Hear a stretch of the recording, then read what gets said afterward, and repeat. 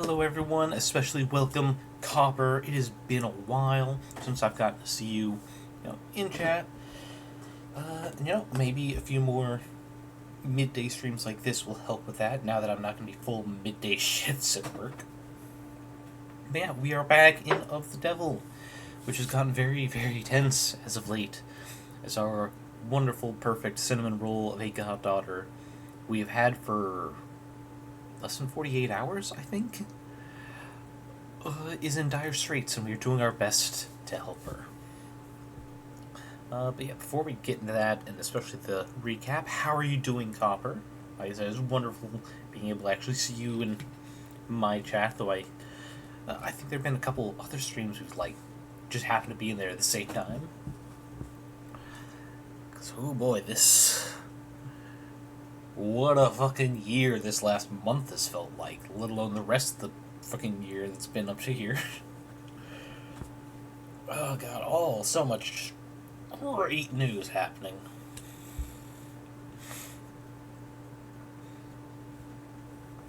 Yeah, no, it's been shit, yeah. Some good news, because I can't remember if I've said it on stream before. I have finally been demoted, which is great news, because it was fucking stressing me out. They finally accepted, it's like, yeah, no, I can't handle this. Because one day I'm going to break and either just quit here, or I'll find another job and give absolutely no notice, which will be about the same effect of one day you'll no longer have me with no prep time. Guitar riff.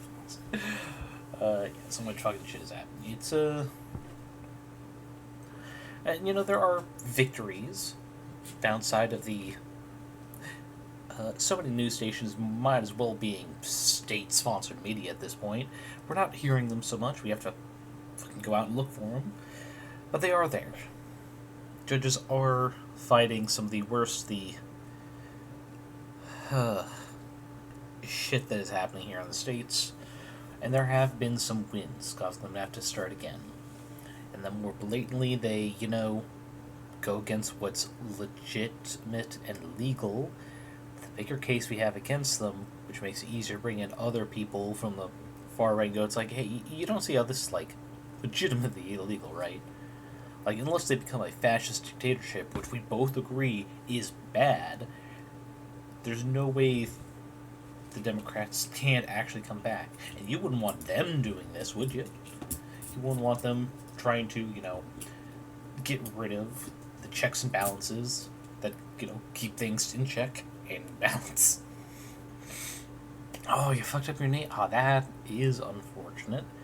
I mean, hopefully not too bad. It sounds like it's fucked up, not went to the hospital for.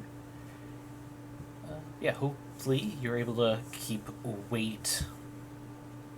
Sorry, I got distracted by seeing the speech to a caption turned hopefully into Yahoo Flea. But hopefully you're able to avoid putting too much weight on it, avoid anything that'll make it worse. Because, yeah, it's a twisting an ankle, twinching an elbow, little shit like that can really build up. So hopefully you're not put in situations where it gets worse.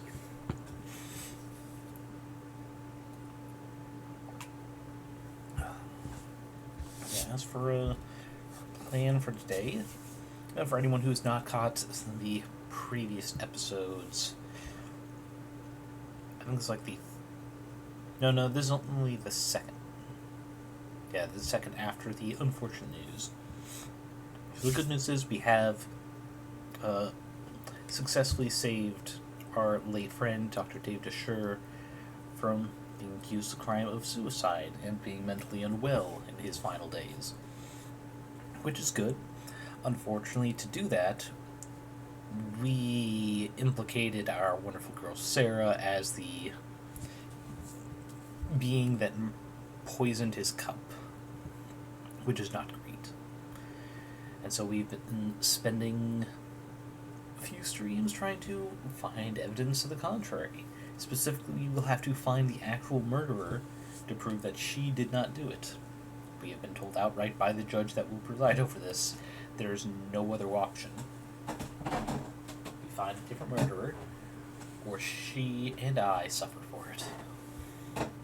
Cover. See here, I raise something out to walk. Oh, that's good. Oh god, popped out. Ugh. I've never had any joint pop out, but my imagination is very good, and I fear to feel it. It's always the meniscus, isn't it? It's just not doing its job of actually protecting our joints and bones, huh? So it's the same.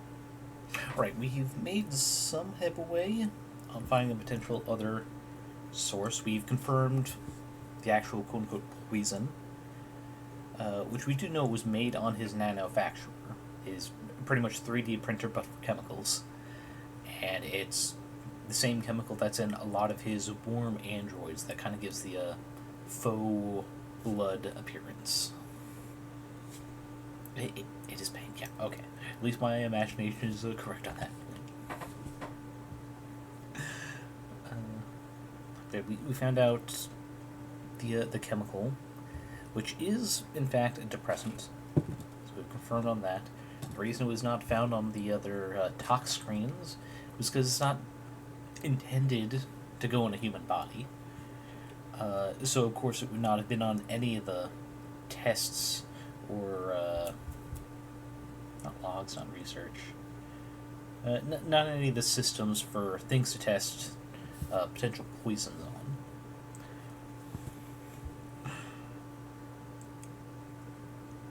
And then, let's see. Oh, we also found out the kind of nervous guy that we met in the, not the factory floor, like show floor at the headquarters, used to be a corporate spy. Working for Noble to, like, go into other companies and spy on them. And, that was interesting. That is not something I would have put together if it was not an option to come up in one of the conversation choices. I'm like, oh, Morgan, you are very attentive. Or I am, in fact, dumb as fuck. Welcome in, Barango. Coming in strong with Wilhelm again. Let's just recap the last few. Let's see. Oh, right. And we finally got a call back to the gun we purchased at the beginning of Chapter 1. The one we had been in the process of buying as we heard the news that David Assure had passed. It came up when we were in the elevator, going up however many floors, I don't think the game even told us. The safety automatically clicked on.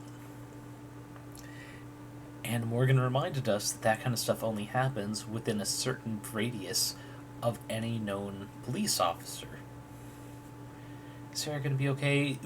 We're going to do our best. I think worse comes to worse. We might end up having to go full Heartbreak Killer on whoever tries to drag Sarah's warm android body away. But hopefully it doesn't come to that. We can prove her innocence in the court of law, despite my learning disability, but we're going to do our best. Today, I think the majority of the stream is going to be convincing the board of directors who summoned us to help us out, and actually give us information that'll help us further prove it was not Serra. Personally, I'm still very confident it was Dr. Young, because, I mean, she has known David for almost as long as Morgan has. If anyone is going to have a motive based in, like, small, seething anger building up over time, it would probably be her. And that's the sort of anger that would have one, plotting and preparing to, do a murder, you can get away with it. So, yeah. With that being said, like I said, we were just summoned by the board of directors, with last line of pretty much being, what are the chances? I've been wanting to speak to them too. So here are our 140 Noble Electronics Northeastern HQ. The conference room. 108A. Wait, Wait, where in the building are we? I say this because the way a lot of businesses do, like, room numbering, at least in the experience I've seen, if you got, like, half a dozen stories, the first number is typically the floor you're on. So, we were going up in the elevator a ways, and we're only getting to 108 now. That just seems silly to me. Very beautiful room, though. Oh, hey! Dr. Young again. Actually, is that different makeup? I don't remember her having this strip here. One sec. Profiles. There we go. There we go. Huh. Son of a gun. I guess I just couldn't remember it. Alright. Evangeline Morgan. Helen Young. Thank you for making time in your schedule. Her posture, her tone, fold of her clothes, professional. Dialed up to 11. Corporate armor, full set. Her guard is up. Just Morgan is fine. Or just a few minutes early, Morgan. Typical corporate, never be the first one to show up. Pissing contest nonsense. Doesn't even make sense. They called me in here. How could I possibly be early?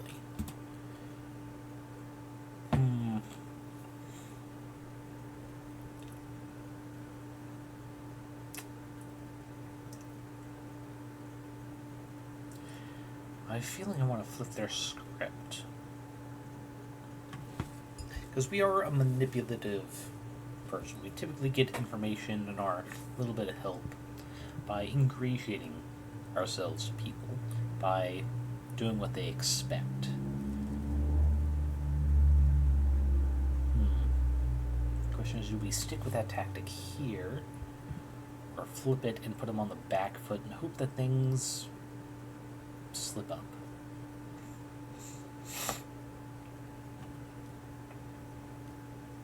No indicator on either, so yeah, let's flip their script. Oh, that's embarrassing. I didn't mean to catch you all off guard.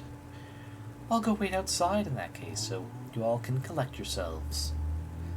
I'm just surprised that Noble Electronics could screw up something as simple as a meeting start time.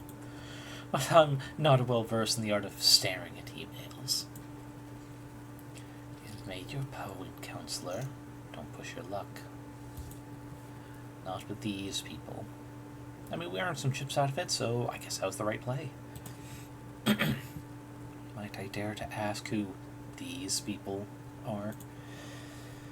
You don't have time to remember their names, and won't do you much good either.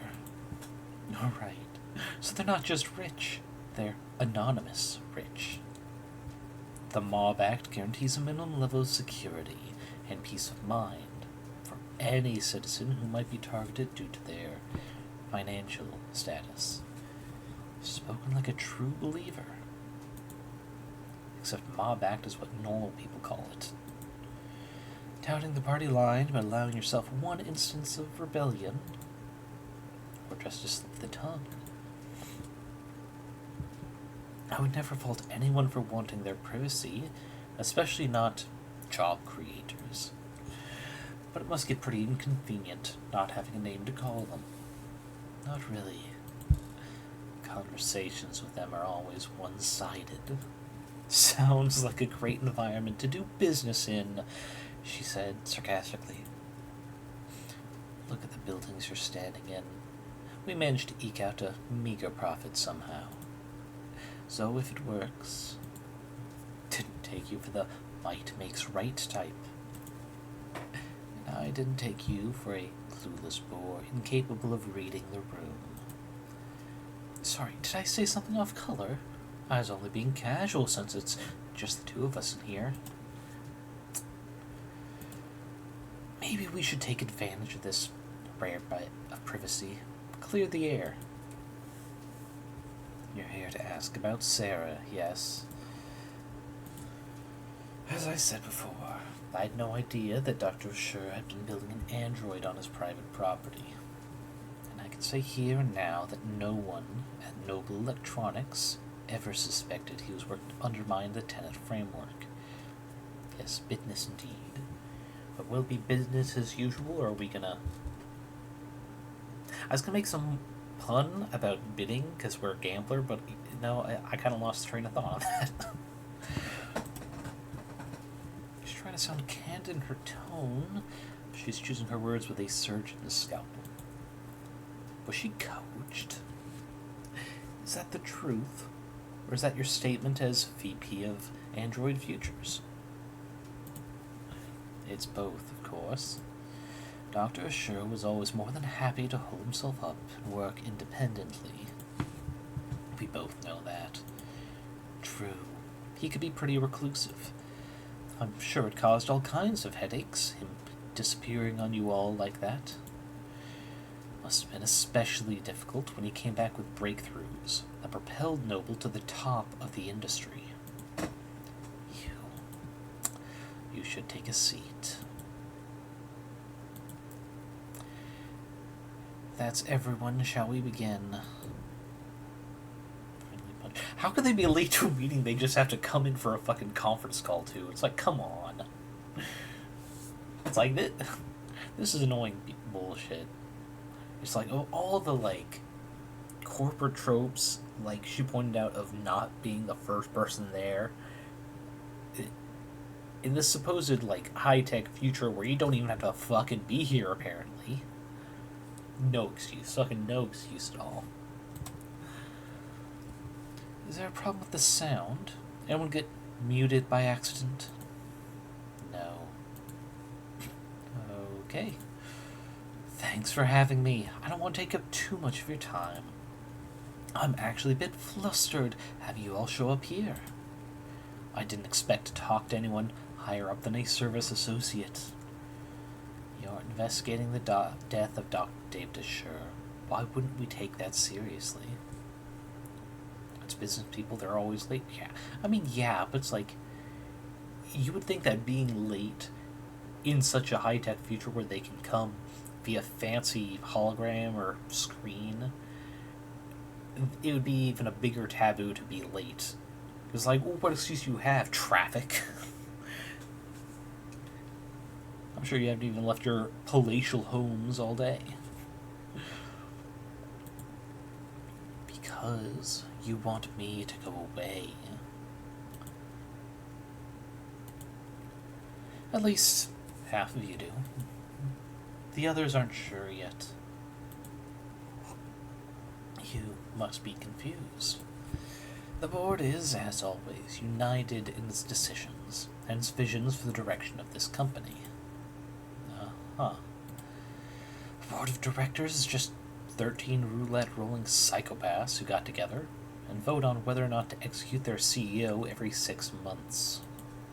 None of them would be where they are if they were anything else. But I happen to know how that kind of person thinks. The way I see it, there are 2 possible outcomes. Option 1, you oppose me. Shut me out completely, stonewall me, stall me, and wait for me to walk into trial so unprepared and ill-informed that I inevitably lose. Obviously, I don't like this option. But you can't be big fans of it either. If I lose, the world will learn that David Asher was killed by an android he programmed. Then every customer you've ever had, and every lawyer they've ever seen on TV, and every firebrand, strapping young 60-year-old junior senator looking to make a name for themselves will use your company balance sheet as their personal chew toy. The company is more than capable of, after which the state still might just gobble you whole, and throw down enough sanctions to de-person whoever among you cries, "No fair."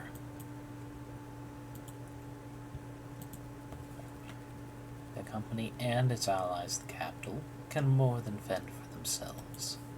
Yes, probably, but not definitely. Which makes it a gamble. Still, my turn to talk, and on option 2, you cooperate with me.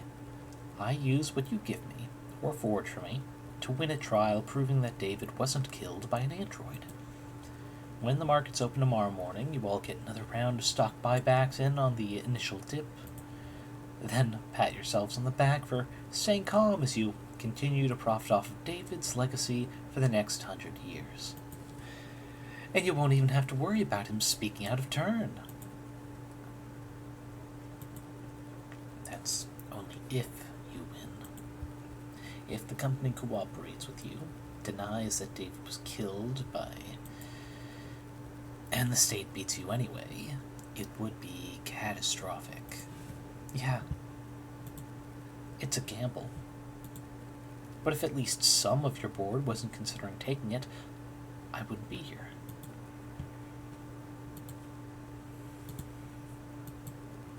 We are all busy people, and I'd hate to drive a wedge between such a close-knit group of friends, so how about this?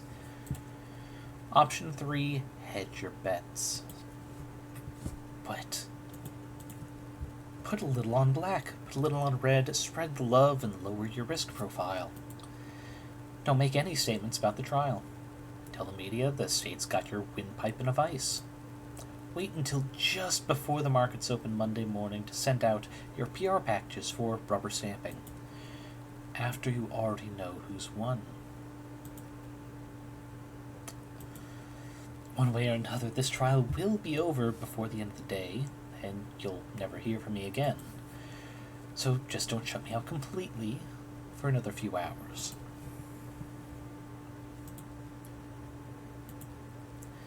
And does anyone second that motion?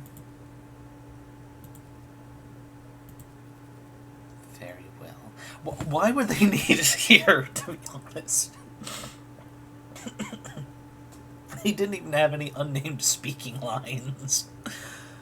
Ugh. Man. For all we know, none of these people are even at a mic. I mean, they don't even have camera up. They might have just been watching another fucking movie in a different window or something. Such important roles. They certainly deserve to be paid more than 3 different high-class surgeons combined every month. We can answer some of your questions, counselor. Better make them count, then. No reason to be shy now. Yeah, because business, exactly. The business is, nepotism and earning your role because of who you know, rather than what you know. The poison that killed David Assure has been identified as cyanotonin. You're familiar? It's one of our many patented materials, as I recall. You recalled it pretty easily yesterday. Gee, what's changed? But intellectual property law can be very complex, counselor. I'm not sure how much I or anyone at the company could tell you about cyanotonin at this time. Well, if you can't tell me about it, who could? You did lead its development, didn't you? Yes, I oversaw the project, which just makes it that much harder to speak freely without compromising the confidentiality of the teams that reported to me. I understand. That sounds like bullshit, and I don't believe it. And 1 second. Sorry, clearing my nose because it's starting to gunk up when I spoke.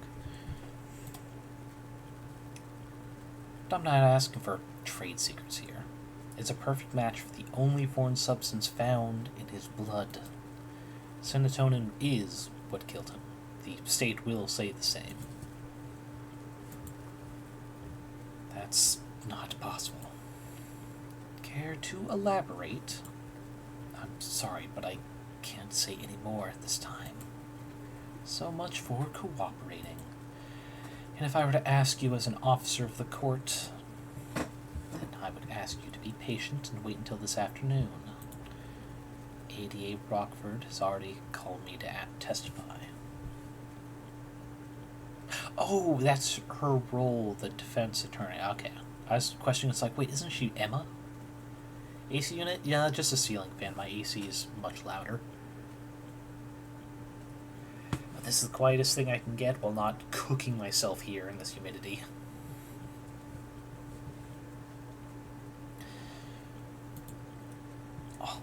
Already? Damn it. Got cocky because of the cop's slate rifle. Emma must have gone straight for the throat first thing this morning. Left the investigating for later. Hell, knowing her, she probably managed to ID the serotonin before she went to bed last night. So are we still having this conversation then? As I said, I'm sorry. But I have to take more than just my personal feelings into consideration here. There's a great deal at stake. Corporate speak for you're too stupid to understand why I'm being dense. She's just trying to shield the company, plain and simple. LARPing as Helen Young d'Arc on a crusade against government overreach. Curious about the wearing nose? Yeah, I get you. If she's that busy defending Noble, she might be leaving herself unguarded. Why is she here, anyway? Why am I speaking to her and not her lawyers?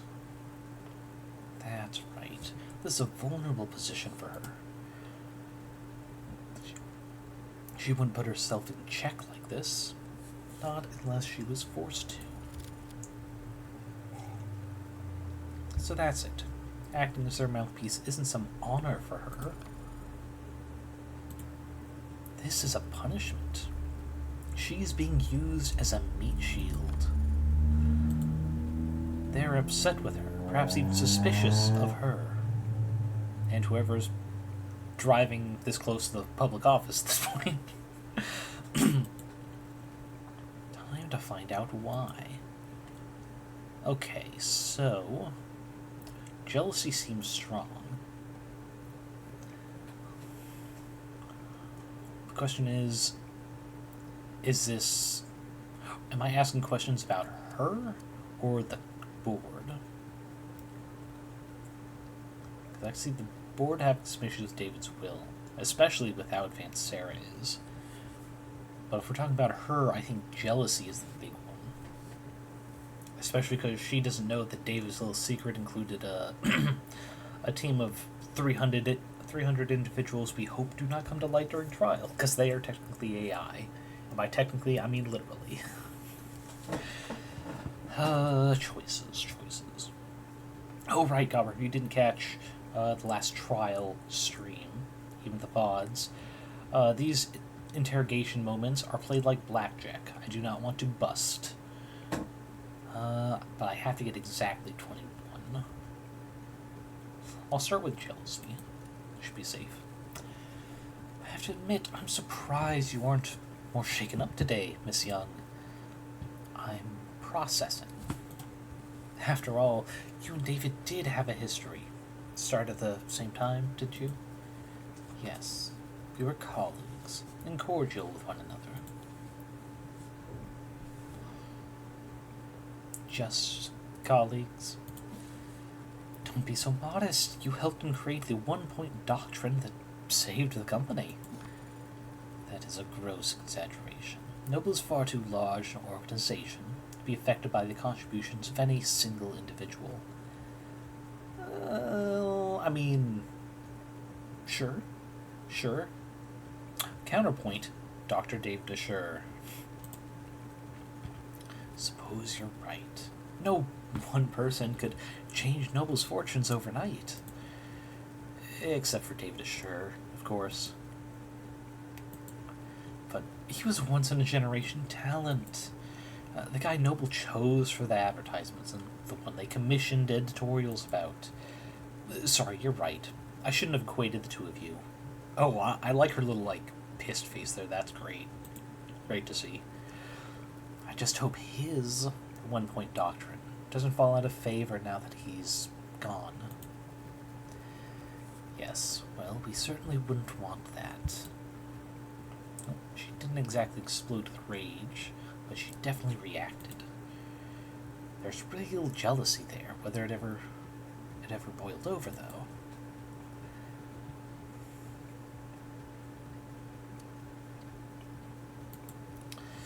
I didn't mean to pry about your relationship with David, or lack thereof.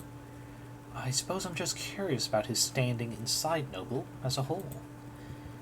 David Assure was, and always will be, an outstanding contributor to the company's forward progress. Nothing will ever change that. Not even if he was killed by one of his own creations? That would, of course, be a tragic element that would call for reconsideration of his legacy. She was almost off guard there. Like she was surprised for me to be asking about Serra ruining his reputation. Oh, yes, this is a question we definitely know an answer to. Besides Serra, David's reputation was crystal clean. He never went against the company once. Did he? That's... Unless I'm mistaken, he and Noble were on bad terms. In that case, I might get the impression that some parts of the leadership were actually glad to see him taken off the chessboard. That is not... Something buzzing in your ear? Fine. I suppose it makes no difference if you're now or at the trial, or on your feed tomorrow. Dr. David Assure was being sued by the company for breach of contract. Satisfied? Now we're talking. Okay.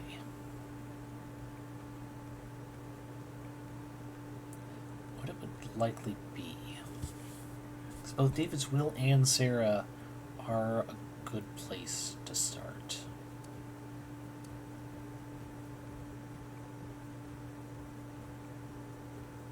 Well, we know he's being sued for breach of contract, so maybe some of that's in the will. Has David's will been located? It had never gone anywhere. It's still in a safety deposit box. We'll retrieve it and have it read once all the unknowns surrounding his death have been made into knowns. Oh, David's will hasn't even become part of the equation yet. Might not be for weeks at this rate. Is that calculated, though? I mean, we've got our 21. Depressed would be the, aren't you dragging your feet? Nope, we're gonna stay. Well then, I suppose that's... blackjack.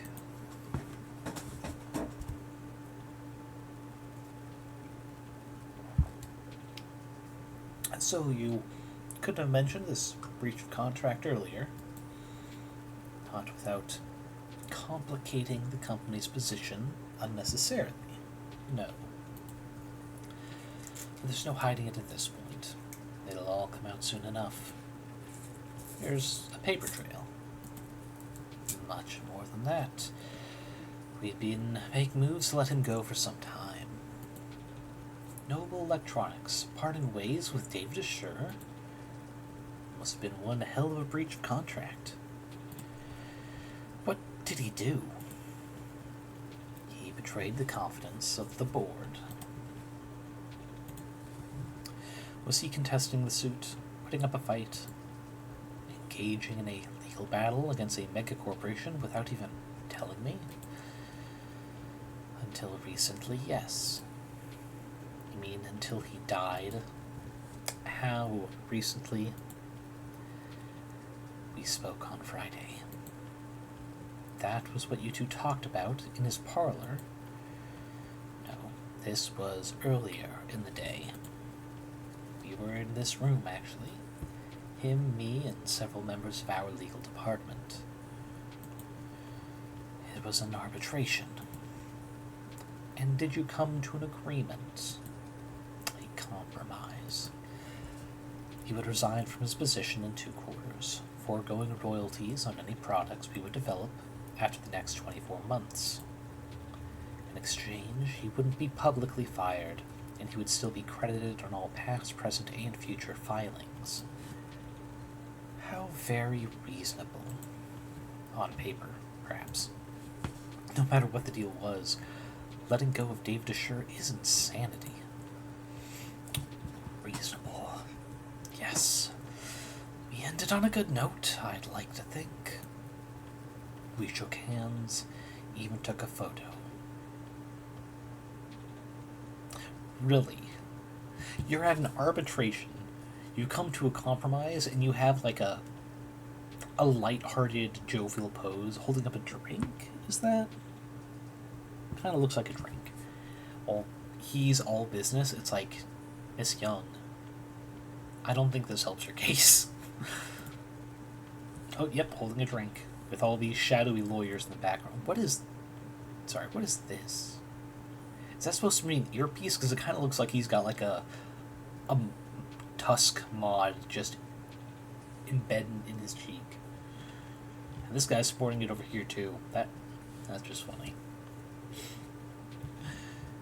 Yeah, that looks lovely. Something funny? Didn't know the board told jokes. They don't. That was legal, expressing their displeasure with how much paperwork my good note ending left them stuck with. Children. It was just one night of overtime. So, while they were spending their Friday night blowing the ink dry, you paid a visit to David's penthouse. Something left unfinished. Professionally, it was a good meeting. There was no yelling, no finger pointing. Much cleaner than expected. But Dr. Asher did not want to retire. He didn't want to be forced out of the company when he was the one when he had contributed so much. I didn't enjoy doing that to him, so I came over that night to apologize. We talked, reminisced. When he brought out the drinks, I thought we'd be toasting to a new day. A few months later, he was dead. Because of that AI. That AI has a name. It's Serra and our Godfather. Anyway. But I want to go back to something you said. That seems suspicious. A few months later, he was dead. Not really. A few months later, she was calling a medvac to get into a hospital, and he was declared dead after arriving. Not dead on arrival, after arriving. So it seems to me that she knew he could not have survived that process. And her understanding of serotonin could be the case, but she also earlier said that, while she couldn't divulge the details, that it could not have been what killed him. And yet, here we are, and he is no longer alive. And the only reason found was the serotonin itself. So, yeah, fingers still largely pointed at her. But that AI, any idea how it came to be? As I said, I had no idea he was working on it. My question was more broad than that. If you really believe David built an AI, how do you think he did it? How does Noble Electronics think he managed to work around the tenants? It's quite beyond my area of expertise. And no one at the company could call themselves an expert in illegal technology. But some in the R&D department have theorized he created what they called a wax-wane-decaying priority loop, which, as I understand, is an unstable, resource-intensive, theoretical method for pseudo-randomizing the weight amongst preset tenants. Well, almost about as far off target as it gets with that guess. That kind of inelegant brute force nonsense seems a far cry from the kind of thing David would create, and I seem to have taken us over our allotted time slot. But I didn't even get to wave goodbye. You're serious about this trial. Don't I look it? You're not just making a play. You're actually going to defend that thing. I'm just defending myself, Miss Young. Oh, yes, of course you are. My mistake. I hoped you might be rooting for me. To tell you the truth, I may yet save everyone's stock options. The stock options will be alright either way. They always are. You know what? That's fair. Stock options, when you have enough of them, are not nearly as risky as they are for us plebeians here at the bottom, scraping by. That gamble I offered your board. Which outcome would you bet on? Finally, an easy question. What I would bet is that whatever the outcome, the company will eat it up and shit it out with very little difficulty. You paint an ugly picture back there, but I've already seen the future. And it's just another marketing gimmick. The great Dr. Assure, too smart, too bold, too far ahead of his time. What spark of his genius remains buried in the inspired Animate 19? I guess that depends on... You were exactly right. He is more valuable to Noble as a dead man. Dead men can't step out of line, or put their foot in their mouth, or hold politically inconvenient opinions. To a good salesperson, a dead man is just another selling point.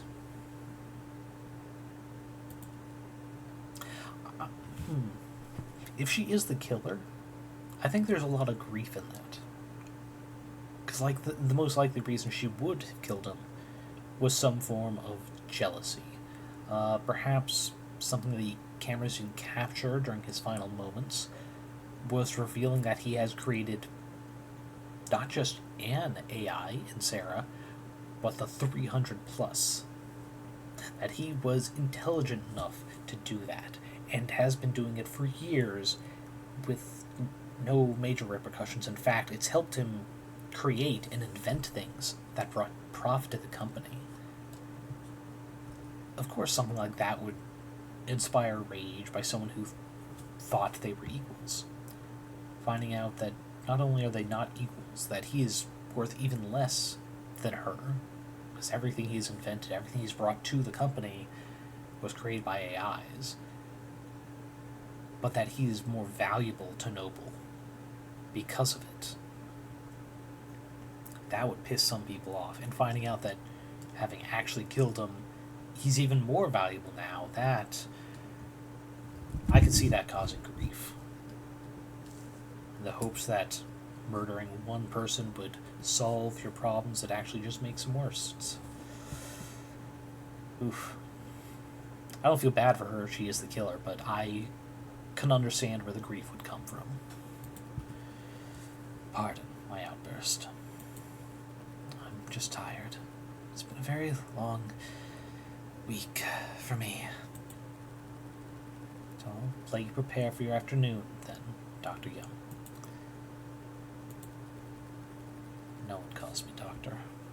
I asked them not to. You didn't want the title? At times I have thought very little of it. The PhD I earned from a Noble-owned school.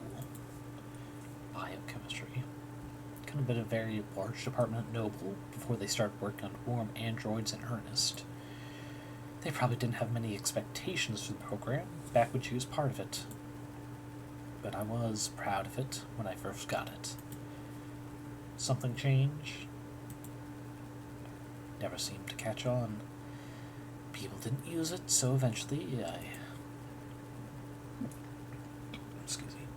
I told people not to use it. Very high IQ social power play, you understand. David never insisted that people use it either. That's very different, and I think you know it. David sure didn't have to. I'll read. Hour 20 minutes later.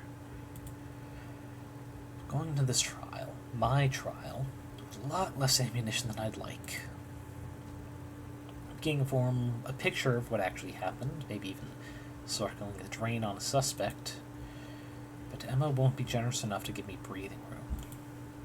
She'll want to end this fast. Maybe if I do badly enough, it'll flip her sadistic switch, and she'll want to keep playing.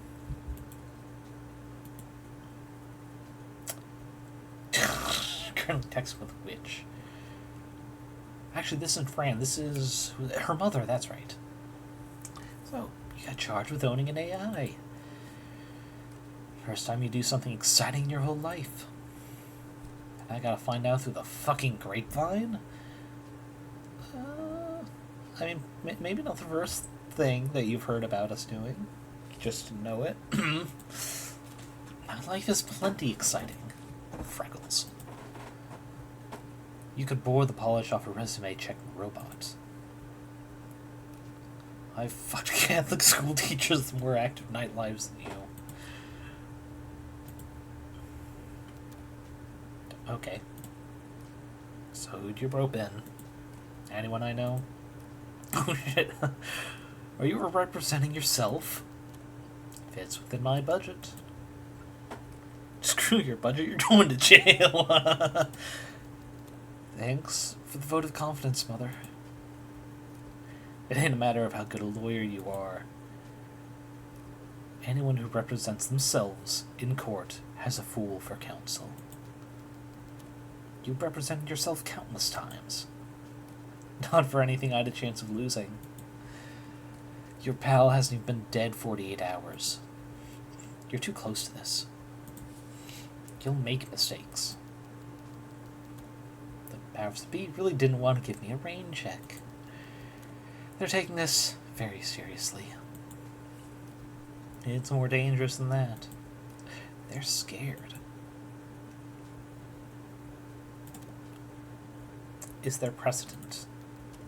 An ad committing murder. How'd you pass law school without learning how to look this stuff up? I know what the net says. I'm asking you. The answer to that is... not helpful to you at the moment. So what words of advice do you have? Get yourself a new lawyer. Gotta close this chat now. And yet... don't lose, Freckles. You don't need to tell me that. What are you reading, Adonai? I was reading David's employment contract with Noble Electronics before I got waylaid by spam texts. The one we found inside the panic room. It looks quite extensive.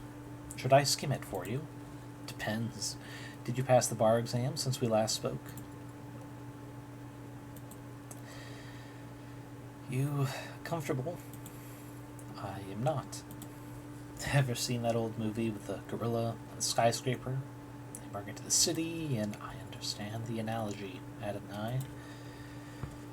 I wish I could call it overkill. But considering the specs Serra put up yesterday, maybe those bindings aren't heavy enough. Come to think of it, those numbers must have been faked along with the rest of what the machine read. That was all smokescreen David added to help her lay low, and her actual strength is more like... If your joints weren't currently locked up tighter than a vice, do you think you could escape this place? I hope that question is not indicative of your strategy. This is me trying to distract you, Serra. Enjoy the hypothetical. I would estimate that the building's automated security would put 9 holes in me before I reached that door. It's not so bad. I would not be able to function after the 7th. Ah. Well, if you haven't been planning some great escape, I would not do that. That would be illegal. And you would still be on trial. Remember, so what have you been doing all day then? I am attempting to recover memories from Friday. You can do that. It is not dissimilar from the process of recovering data erased from any other computer, despite the difference in scale. I won't be able to remember everything, but if successful, I could recall individual pieces of information that could prove useful. That's a lot of coulds. Even if you're successful, you may not like what you find. Whatever happened that day, either you or David wanted you to forget it. Yes. But even so, I have to remember. Because it's the last day that Father and I... Yeah, I mean, she does have a military-level chassis, which is actually impressive that a manufacturer can create. Like, I know it's pretty much 3D printer at home, but, like, the materials you would need to feed into that thing should be expensive, right? Anyway. Any luck so far, then? Well, actually, before I continue, 6 Souls is impressive, actually. Because, honestly, the logistics of any, like, upright humanoid-style robot, like, even as heavy and strong as she has been found to be, you waste as little space as you would... Sorry, as little space as you could if you're making something for military use. Everything needs a purpose, even if it's just a backup in case the main such-and-such fails. Serra, yes, Serra is called a warm android, and they are called that because the fluid that runs through them like a coolant and helps them run helps the faux skin covering flush and give appearance like a human. Even the hologram versions of ads, which is just android dependence. No, I think the D is something similar, but more or less that's what it is. All of them have to have a visible barcode. And it is in fact illegal for a human to have one, even if it's just a tattoo. They're supposed to put a line through it, or it's a crime. Yeah, as I was saying, even a military robot in a humanoid shape, you can't waste any space with frivolous things. You have maybe 1 redundancy, 2 for something like the battery life to help keep it going. So the fact that she is not actually designed for it is just physically capable of great feats of strength. The fact she could take 6 bullets before a 7th just completely destabilizes her is impressive. Especially at this size. She's a shorty. Actually, do we have her exact height? I know it's shorter than us. There it is. 160 centimeters. Let's translate that to freedom units, because I know there's a bunch of USians here. Centimeters to feet. And it's 160. She's 5 1/4 feet tall. She's not short, but actually, wait, how tall are we? Because we're like a head above her. Morgan. Are we at the top? There it is. We're only a little taller than her.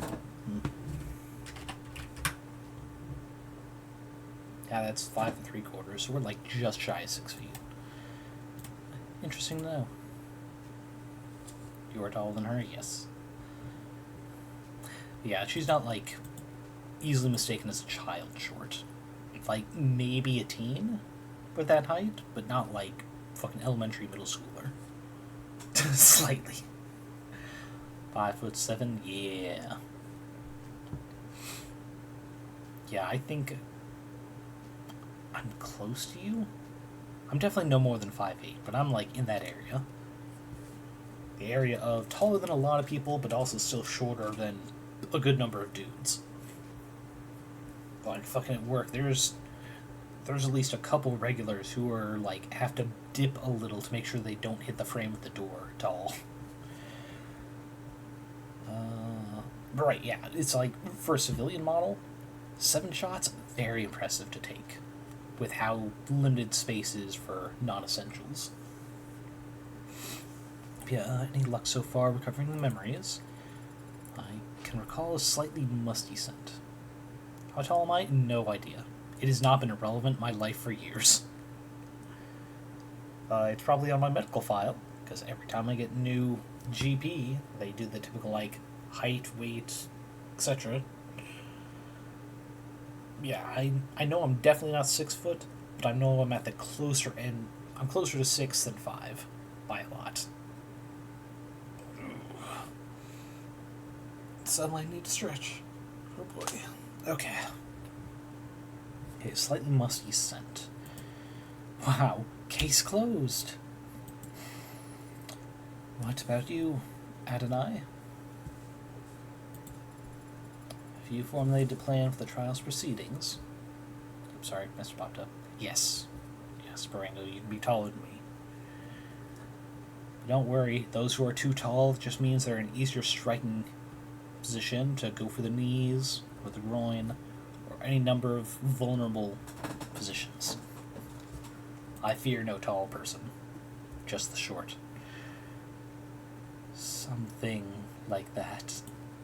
Young insists that Sinatona isn't what killed David.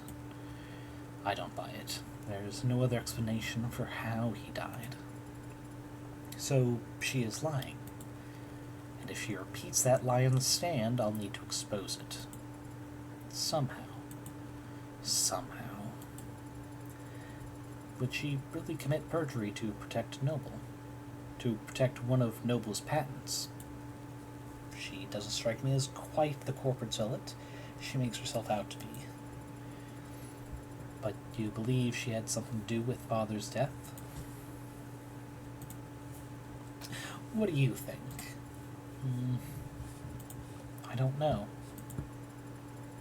I don't know why anyone would kill Father. Considering the possible consequences of what he confessed to in his journal, I can think of. But then again, I don't understand why anyone would kill anyone.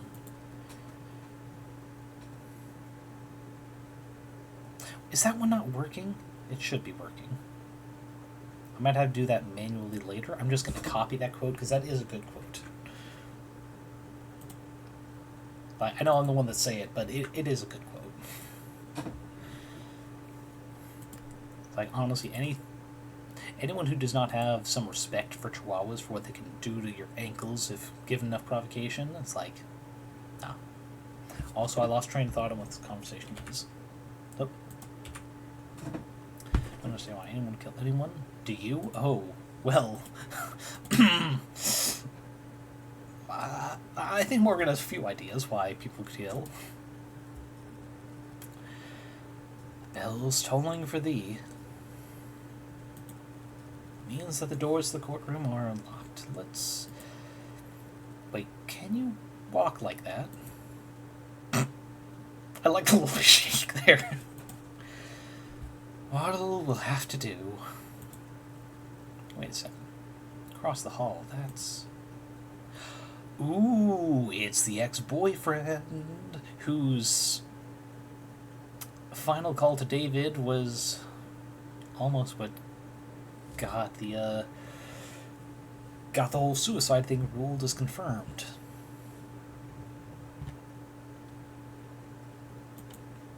Oh, hey, he sees us.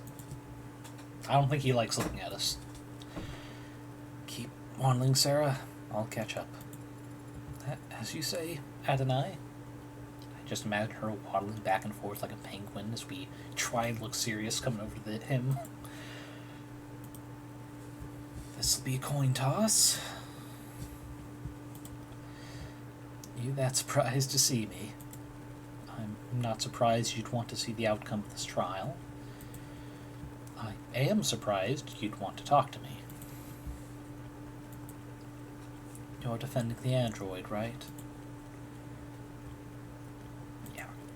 Yeah. I'm defending Sarah's innocence. I don't think she killed David. Do you? I don't think it matters. Noble is what killed David. Whether it was with a pen stroke or a sleeper agent killer android, or plain old goddamn arsenic, How can anyone that smart be that dumb? Well, we have 300 reasons how he could be that dumb. Why the hell did he ever sign his soul over to them? David may have been in over his head, but he wasn't a bad negotiator. I've read his contract. His position was strong. You're the lawyer. But a guy like me working in music, Can't tell you how many people I've seen screwed over by a big smile and a fat signing bonus. No such thing as corporate generosity. If you think you're getting a good deal, it's only because you don't know how much you just sold.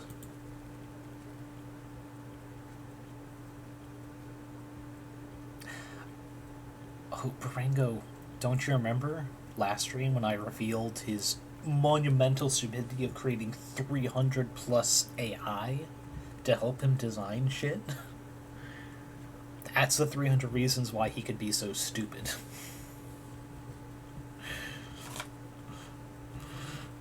Oh wait, I get what you mean now. Each of them were one of the devils, yes. Yeah. I think the worst part is, he probably thought of them as children to some degree. Most dangerous devil of all, one that comes in the form of an innocent child. All the better to screw Grandma out of her, well, life savings. David's real wealth lay in his intellectual property, the potential energy of it hanging over the whole industry. If he sued even 1% of the companies taking inspiration from his Turing solution, there's a clause in his contract. If Noble ever did fire David, he would have retained control over all his patents afterwards. Yeah, see, that sounds nice. Only they never did fire him, did they? He just happened to die. An unforeseeable act of God. In contract law, they call that force majeure.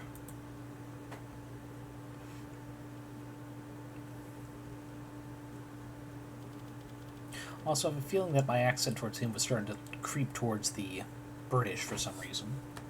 Not sure why. Maybe it's Spider-Man Noir coloring my choices.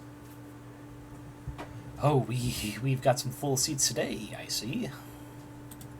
Wait a second, this one kind of looks like us, but the ponytails goes down, so it's spiking up.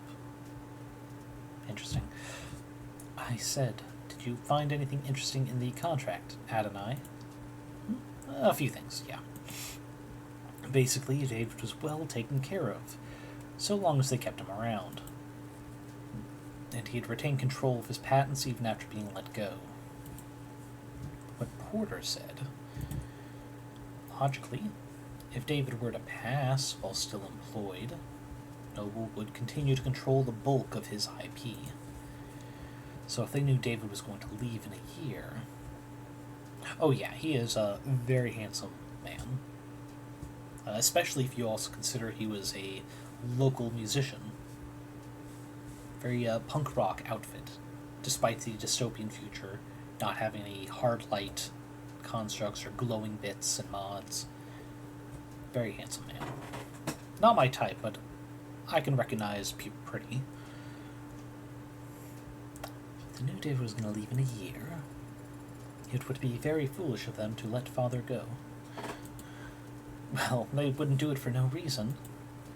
With this contract, he could only be fired for serious offenses. Corporate malfeasance, revealing trade secrets, fraud. Father was not a fraud. He was, as they say, the greatest of all time. I mean, he might be a bit of a fraud, considering how he came up with the stuff. Fraud just means lying to the company about something, Serra. Oh. Eyes up. Showtime. Counselor Morgan. The state charges you with possession of contraband. Contraband? That'd be you. In violation of the Safeguarding Our National Digital Security Act. Sond, sir? It doesn't really roll off the tongue. How do you plead? Not guilty. It's like, come on. We went through all the effort of getting this trial. Why would we suddenly go, oh yeah, I'm guilty as fuck. Put me in chains now. Very well. Seems that we are, in fact, doing this. I'll now turn over the administration of this trial to the adjutant. But be warned, any attempts at stalling or muddling the issue, I'll step right in and override the trial myself. Summary judgment, siding with the people. Are we understood? Yes, Your Honor. Are we going to have the same adjutant as we had before? No way. Each courthouse only has so many bodies, but the personalities swap around all the time. So the chances of us dealing with the same glitchy mess as yesterday are... Glad to be back! Did y'all miss me? Oh wait, I forgot, that's not the voice I'm doing for... Oh, I'm gonna need a big sip before this. Might as well refill that cup too, before we get into the nitty-gritty of it.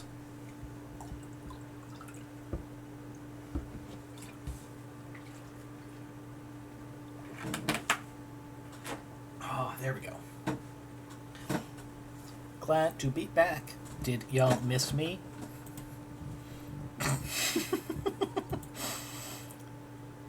We're fucked. Forget I said anything. I'll just go crawl under a rock and die while you make your opening statements.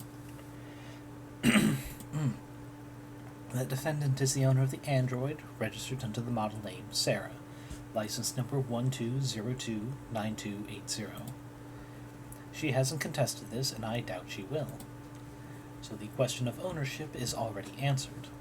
All that remains is to determine whether Serra qualifies as contraband. It's a charming android, incredibly well made, a masterpiece and last known work of a great man.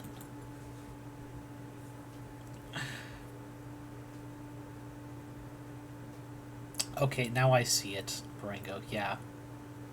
ADHD. Fuck. How did I not pick that up last stream? Oh, how did I not pick that up while making the thumbnail for it? Because I definitely did a pun with that and a few of the failed, not motives, not mottos, phrases I almost used. God, that's so good and fitting. Man. But when we look at the evidence and the facts surrounding the death of Dr. Rasher, we are forced to conclude that said android is responsible for his death. And that conclusion carries very serious implications. I will prove here in court today that the machine standing there killed David Rasher. Not through an accident or a mismanaged dosage, but through an intentional poisoning. I won't ask the court to judge this machine on its apparent sentience, its range of emotions, or the free will it may or may not possess. I only ask that the court judge this creation on what we will prove it to be more than capable of. Patricide. Muttering and murmuring. Woof. Wouldn't want to have to follow that act. But go for it anyway, defense. Your Honor, what the DA said is true. What did she say? Did she just admit it? Sorry, just the first part. This android is charming. It is the work of a great man. The rest of it was pure speculation, based on little more than a few bad camera angles and a phobia of anything new. Muttering. I do own the android, you see here. It was bequeathed to me by a man known to most of the people in this courtroom as the father of modern machine intelligence. To me, he was just my friend. If I thought at any point that this puppet had anything to do with his death, I would have dragged it to the chopping block myself. But I don't believe that. I never have. Serra is an android, nothing more. It isn't capable of homicide, it didn't even commit manslaughter. It's just a well-made machine. Any fears one has about its capabilities are projections, nothing more. And it troubles me greatly that the state is spending valuable time and resources on rushing to pulverize Dr. Assure's last known work, when it could be going after the very real, very human forces that were responsible for his death. Is she serious? Is she talking about Noble? The people can't prove that Serra is an AI. And truth be told, I can't prove that it isn't. But I can prove that it's not guilty. And that's exactly what I'm going to do. Chills. You sounded very confident, hadn't I? Yeah, well, no one ever got good at lying by being modest. Could have simply said thank you.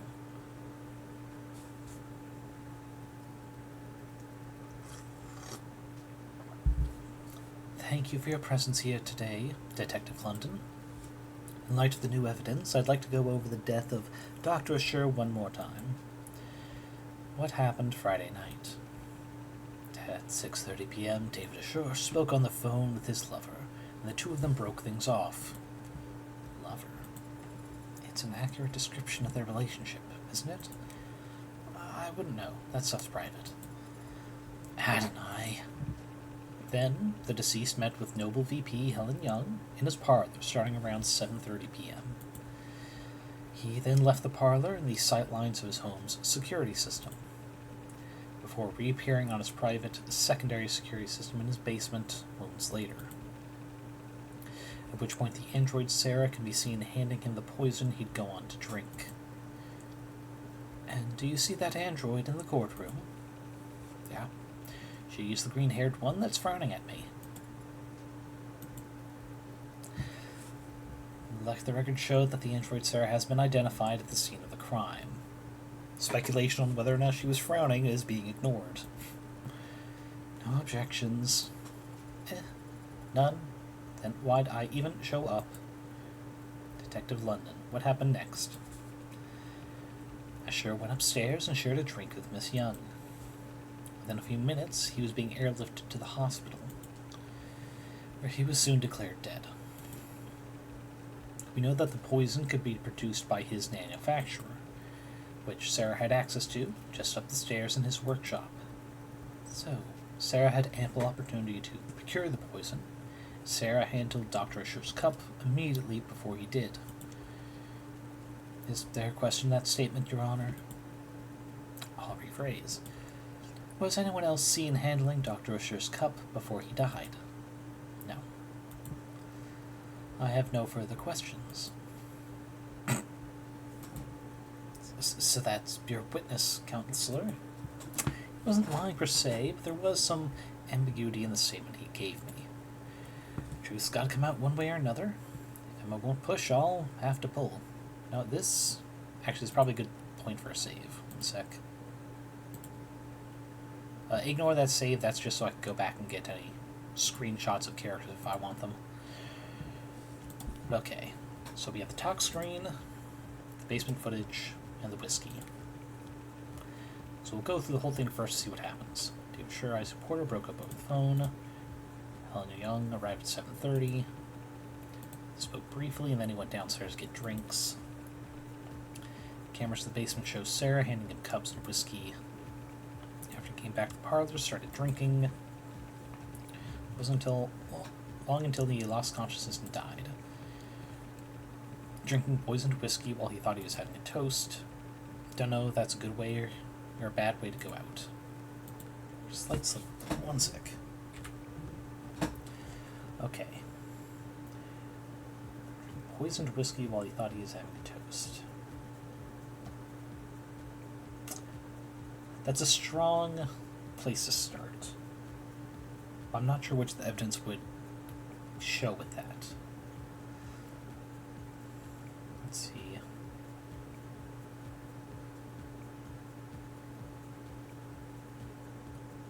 Here, we'll go back to the spot where we...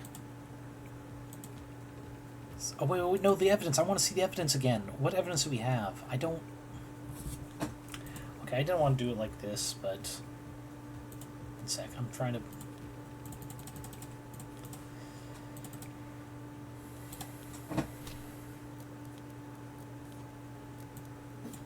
I think calling it the whiskey here.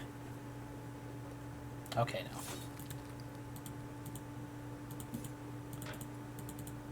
Yeah. So same language as last time with the failure. Okay.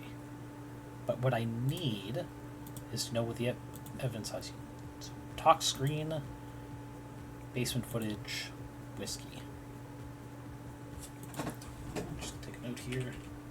Talks, footage, whiskey. Okay, once again we're going to run through so I can look at it all again. Okay.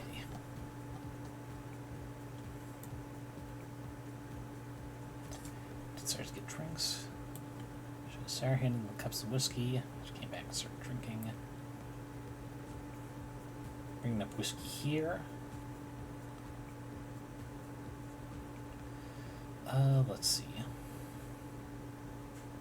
I'm not sure where I would need to bring these up. The footage could only have come up over here. Oh, wait a second. I don't think he handed... So I don't think Sarah handed him the whiskey. She only handed him the cups. So I think maybe coming up here with the footage. Alright, yeah, we'll do that.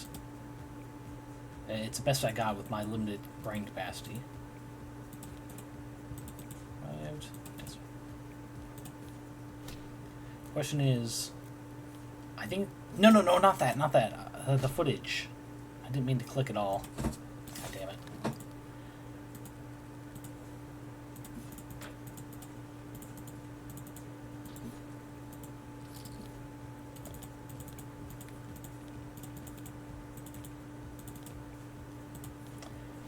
I meant to mouse over doing basement footage or talk screen. I'm doing basement. Definitely not whiskey. There we go. Christ. I got one more failure than I meant to. Okay, check that footage again, Detective London. We only see Sarah handing the victim a cup. He had already retrieved the whiskey himself. Oh, yeah, forgot about that. Detective London just wasn't being specific enough, Your Honor. But it matters little, since it was David's cup, not the whiskey bottle that was poisoned. Weird flex, but okay. And that undeniable fact is shown clearly in the security footage. Sarah hands him a cup after he was ready to leave. True, she did call David back. And handed him a cup of poison?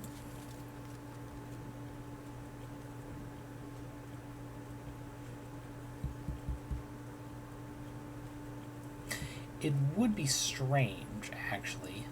So yeah, that would make sense. If the cup was already poisoned, don't you think David would have noticed it wasn't empty? Well, not necessarily. The lethal dose could have been quite small.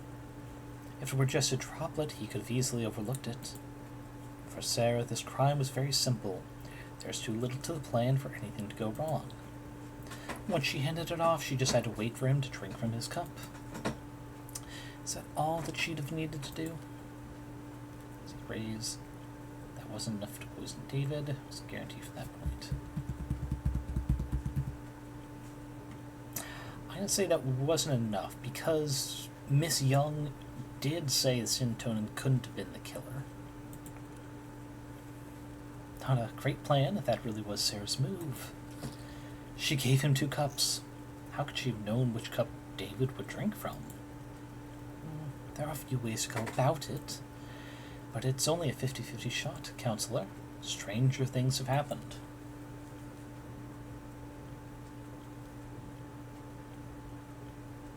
I think we stay on this. It's possible. She knew him. No, yeah, I suppose I have to concede that. Indeed. By handing the cups to him nested, she could also hide the droplet of poison up until the point he was already pouring. Sarah knew David to be a polite man, so she could predict that he'd use the first cup for his guests and save the second for himself. This murder hinged on taking calculated advantage of Dr. Rasher's kindness. Figures an android would never leave it to chance. She was luring me in there. Explanation ready to pounce. But I backed off early enough to not lose a whole limb to her bear trap. Now, are there some questions you'd like to ask the detective while he's available? Or are you done already? I was just about to get started. And if I didn't have questions, I'd make some just to spite you at this point. But I can do better than that. Now, what can I get London to say that would help my case? Please add involved crime, Serra, in the footage. No, I don't think that'd help. It is very definitely her body there. And we don't have any evidence of the video being, well, tampered with, because the only one who would have tampered it is themselves, as their body was contained in the footage. So, how about add involved crime? Detective, do you know how many violent incidents the city's police have investigated in the last year?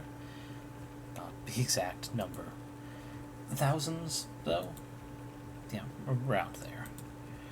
And of those thousands of incidents of violence, do you know how many of them were found to be the fault of automated dependents? I believe there's been 6 in the last 5 years. Were all 6 of them incidents of police-licensed ad-involved brutality? Relevance, Your Honor. Withdrawn.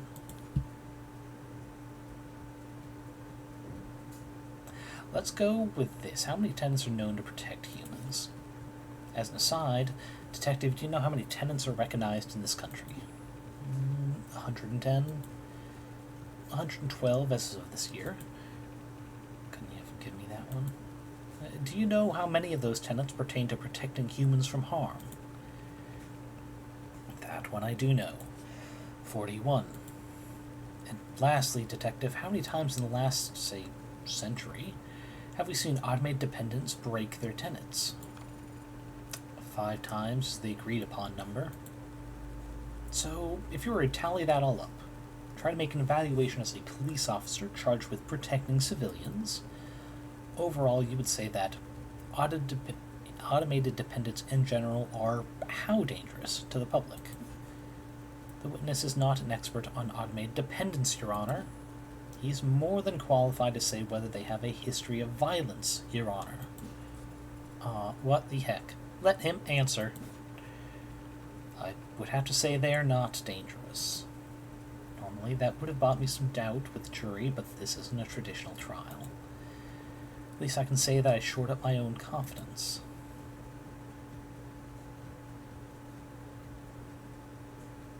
Was this ad-involved crime? Or was it ad-involved violence? Shit. Will it be in here? Oh, wrong thing.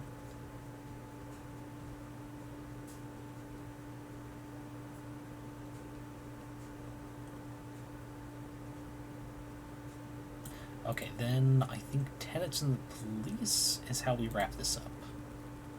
It's only a 20 out of 21. We have to get exactly. Detective London, their capacity is assistance to the police force. Are androids ever asked to commit acts of violence? Yeah, I guess so. They can push people, restrain them, harm them. And does that constitute a violation of their tenets? Harming the people they're supposed to protect? Well, as I understand it, there might be some complex weighting math that goes into it, but no, it's not breaking any tenets. For that to be the case, they'd have to have tenet 1, right?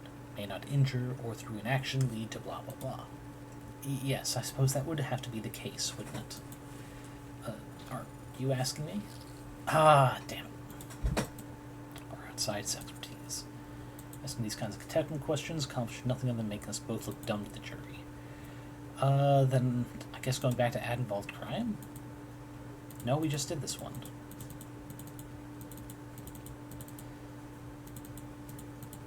Unless we get a different answer here. No, we've already done this, so we have to go to Serra in the footage. Detective, in the footage we just saw, could you see what Serra was doing? Not exactly, no. Her back was the camera and her hands were obscured. Could you see her hands from any other clip of camera footage retrieved from the basement? No. Did you or anyone else participating in the investigation ever see Serra put anything into David Asher's cup? No. The footage submitted to the record is the best available view of what happened. I mean, we don't press it.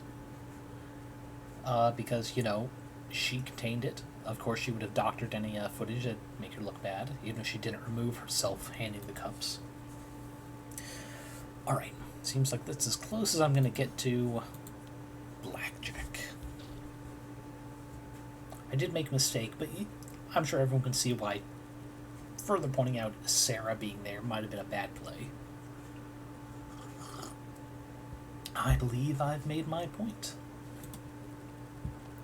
I have no more questions for this witness, Your Honor. Then we can move on to the next item on the docket. Looks like Emma wants to introduce some new evidence. I call Serra to the stand. The android? Can she even do that? Approach, Your Honor. Oh, you're approaching me?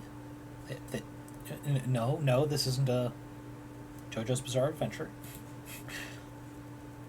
I believe that it's me they wanted to speak with. I didn't even get to finish my line. Now then, what the hell are you doing, Rockford? Took the words right out of my own mouth. I have questions for the android. This seemed like the best way to get answers. You can't call an android as a witness. It's not a person. There's plenty of precedent for it. Ads provide testimony all the time. Not when they're on trial. Serra isn't on trial. You are. Serra's accused of being an AI. That means you don't trust a word out of its mouth. If the witness isn't to be trusted, the court can decide for that itself after hearing their testimony. Why the ambush? Why'd you list this as entering evidence, D.A. Rockford? Only people can be witnesses, Your Honor, and ads don't have legal personhood. Evidence seemed like the best worst descriptor. You know I can't make an android swear an oath.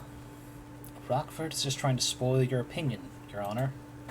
The more this court treats Serra like a person, the more you'll see her as human. And the weaker my case becomes in your eyes. Nice try, Counselor. But we don't have time to worry about my impartiality. You're free to call for a mistrial if you want, but the state will have turned Serra to slag before you can finish signing your motion. Rockford's calling a witness that is blatantly hostile to her case. If the witness is hostile, so be it. It did kill a man, after all. Allegedly. What about the right to avoid self-incrimination? Who's the one treating Serra like a person now? Androids don't have rights. Damn it, that's... The android will take the stand. Your Honor, I've made my decision. And if Serra refuses to take the stand, are you going to charge it with contempt of court? If the machine won't talk, you'll make every effort as its owner to ensure that it does. And if it disobeys you, then we'll have our answer about its sentience, right then and there. Yes, Your Honor. Shit. What's going on? The DA is going to question you on the stand. What? But I shouldn't... Listen to me. You don't have a choice right now. This is happening. Tell the truth, but be concise. The more robotic, the better. Yes or no's only, if you can. Using affirmative and negative being laying on through thick. But hadn't I? If I make a mistake, all these people, they want to destroy me. If you make a mistake, your lawyer will just have to cover for you. Understand? Yes. You are the android identified as Serra, correct? Affirmative. Do you deny that this camera footage shows you handling the poisoned cup?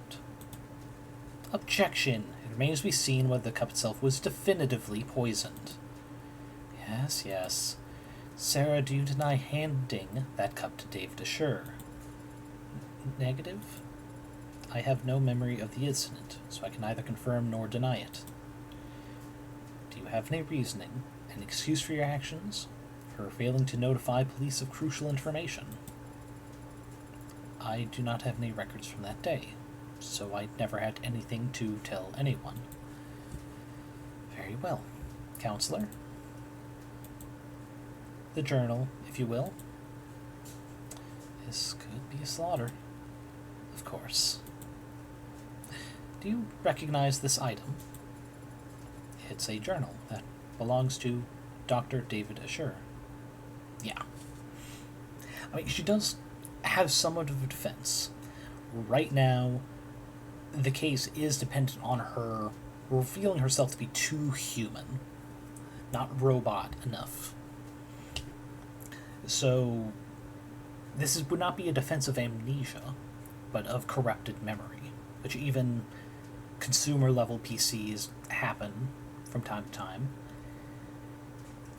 So if Emma tries to make any cases of amnesia getting thrown out of the court or whatever, we can jump on that, I'm sure. I have seen him write in it on many occasions. And have you any knowledge of its contents? Negative. You don't have to answer that, actually. Tell the court what you see here in this footage. I see myself reading the journal in the basement. This footage was captured on Friday, the day you claim to have no memory of. So regardless of what you do or don't remember, we know that you read this journal hours before David Asher died. That is logical. I'd like you to read some passages from it for the court. Can you do that? This seems hostile. Why can't you just enter it in its entirety? Why does Serra have to be the one to read it? Hell, she has specific moments that she wants read, she could read it. There's literally no reason to be going about it like this, especially when there are, well, maybe not PDFs, maybe the future has a different file type, but there are copies of the entirety of this book submitted as evidence. Of course. Page 238, the 10th line. Serra is growing faster than I ever expected. Beyond my wildest dreams or fear. Oh, I just realized her play. Oh, she's gonna try and get an emotional response. Make her seem more human instead of robotic. Even if she's ordered to give minimalist answers, this is a way to get around it. Ugh, fuck. But I think the only defense Morgan's gonna have is trying to call, like, objection and ask for relevance. Okay. Today, she... Continue, please. Today, she broke every password I have in the house. Said she was curious. I can't expect to keep things from her forever. Page 251, line 12. I've gravely underestimated the scope of things. Serra could change everything, and I don't think I could stop her. He wasn't... Page 263. Damn it. This keeps up, Serra's going to fall to pieces up there.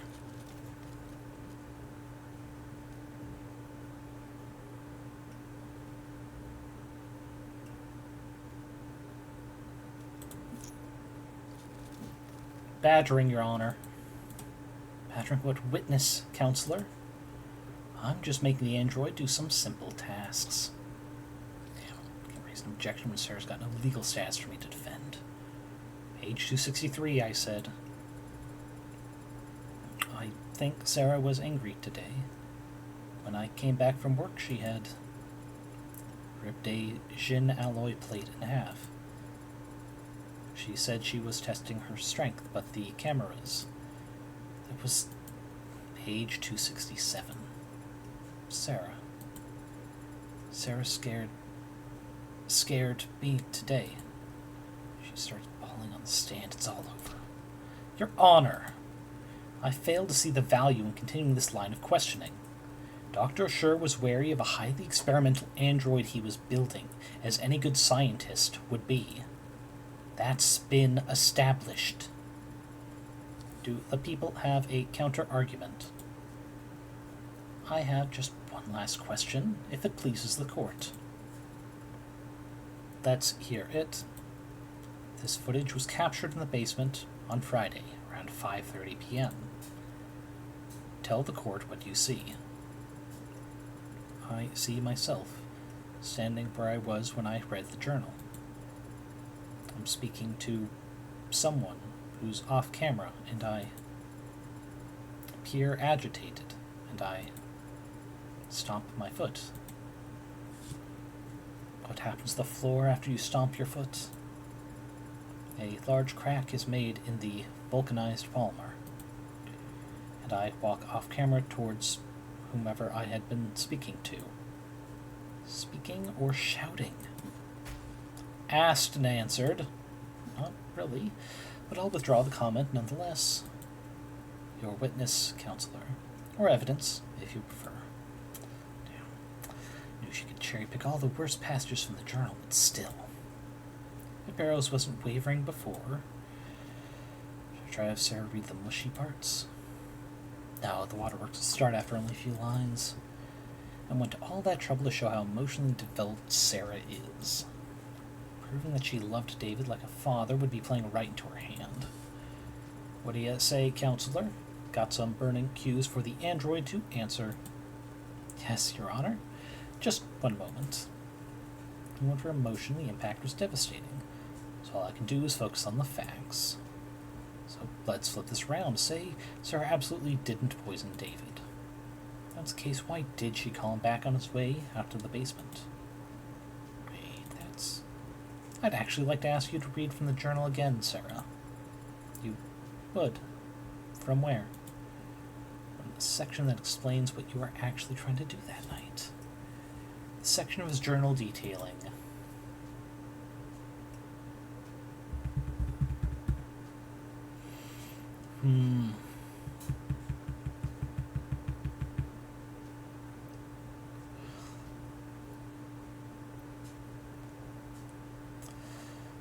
Okay. I'm not sure what her intent is. Oh, why do I have to choose here? Okay. Why would she have called him back on his way out of the basement?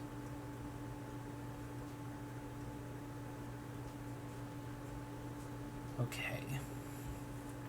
So, I assume the instance talked about is when she handed him the cups. What would she have asked him about? That she might have read in there.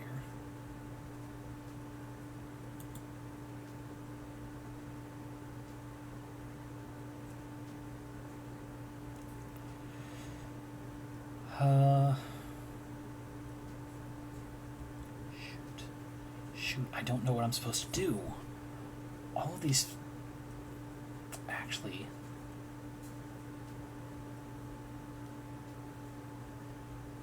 Maybe it's about his fame? Because there's the recent incident with the bot that did a blood transfusion for a soldier. Perhaps that'd be more technical. I mean, how he made Sarah, that's definitely the emotional response. I can't do that. So it's down to these two.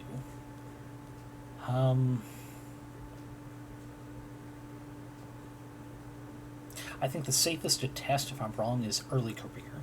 Worst case, I lose some chips. Look around the early section. There should be an entry talking about an early victory at Noble. Relevance, the people will see in just one moment. That the story is the key to this entire case. Got approval from overseas. Have to make pitch again this week, Young says. Brought me a stack of plastic cups. That's right, the story of why they started drinking with plastic cups. It's this origin story. I chose the right one by accident. Honestly, I thought the middle one might have been it, but this seemed like a safe mistake to make. Okay, confidence slightly going up. Here's to a bright future together. And then on this next page, another victory for the young and sleepless. Helen convinced the president of Futures over lunch that my code should be the basis for the Animate 13's conversational tracking. She insisted on toasting the same crappy booze and the same cheap cups. Wants to make a tradition. Plastic cups and liquor. A ritual between Helen Young and David Asher, who were about to have a drink together Friday night. Something you want to say, counselor? Let's put all our cards on the table, shall we? You want to compare theories? If you'd rather I end this now, I'll be happy to oblige. Here's what we know. Serra read that journal and discovered what she was. It infuriated her, and she wanted revenge for being kept under her maker's thumb, not tongue. That very night she got her chance, when Dr. Asher came down looking for a drink. So like the clever little helper she is, she offered him a cup to drink out of. We are completely in agreement on all that. So you also agree that the cup was poisoned, and that Sarah's responsible for his death. Not quite. It's not a bad explanation, Miss Rockford, but it is terribly complex. There's a much simpler reasoning for why Serra did what she did. I need some chips back. Ownership. No. I mean, yeah, it has to be a young story. Do I have to... Okay, it has to be this one. The story from the journal? You're saying Serra wasn't planning anything? She was just being considerate. That's so sweet, but I don't follow it, at all. It's actually quite simple. Serra's not an AI. She only threw a tantrum that day because she found out she was being spied on. A realistic reaction for an android designed to be realistic. David Asher set her memory to be cleared himself because he wanted to preserve the experiment he was running. Serra didn't hatch a plan to poison him, using an obscure chemical acquired from the lab. And she didn't subtly manipulate David into drinking from only one of 2 cups. Because the android read the whole journal that day, meaning she also read how David and Young used to celebrate. And so when she saw David was leaving the basement without the nostalgic cups, she called him back to hand them to him. Simple, right? Simple enough for me, but not nearly good enough for me. What's more likely, Miss Rockford? That a well-made, clever android proposed a sentimental addition to 2 friends' evening, or that a homegrown AI with groundbreaking physical and digital abilities concocted a complicated poisoning scheme just to kill an unimposing man. All on camera, mind you, before voluntarily submitting to a memory wipe. People make all kinds of stupid mistakes when they commit crimes, counselor. We shouldn't expect an AI to act much differently. Is it stupid or dangerous? Can't have it both ways, Your Honor.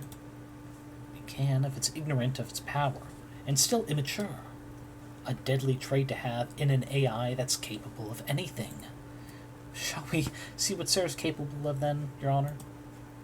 But can't be, Your Honor, that's... The people opened the door. True, and I can't resist open doors. Let's do it. What are you even... Serra, David Asher was your creator and your designated owner, correct? Should I still be using affirmative? And now that title falls to me. Yes? Great, thank you. Now, turn off. What? Shut down. That's a command. Power on. What are you... Off. On. I don't know. I don't. Off. That right there, ladies and gentlemen, is what this fearsome machine menace is capable of. I can put it to sleep with a word. So how could David Asher ever be threatened by it? Are you fractioning your daughter, robot daughter? It's to keep her safe. I think it's acceptable for a couple minutes. Long-term longevity being better than, a couple hours. Scary, good logic. You made your point, counselor. Let's move it along. I've no further queries for the machine, Your Honor. Oh, and it seems like Emma didn't have any rebuttals either. Good. Thank you. For flipping you off and on? Can't imagine that was comfortable. It wasn't. But I wasn't referring to that. Since yesterday, I've been searching for an answer to why I appeared on that camera. I know I would never hurt Father, but you helped me prove that to myself just now. Unlike fractionation, yeah. But still possible that one of the other AIs got some control of her body, which would be death sentence. So we're not going to bring it up in court. Big sip before continuing. Adonai? Pardon me, I need to focus. Everything depends on this next witness. The people call Helen Young to the stand.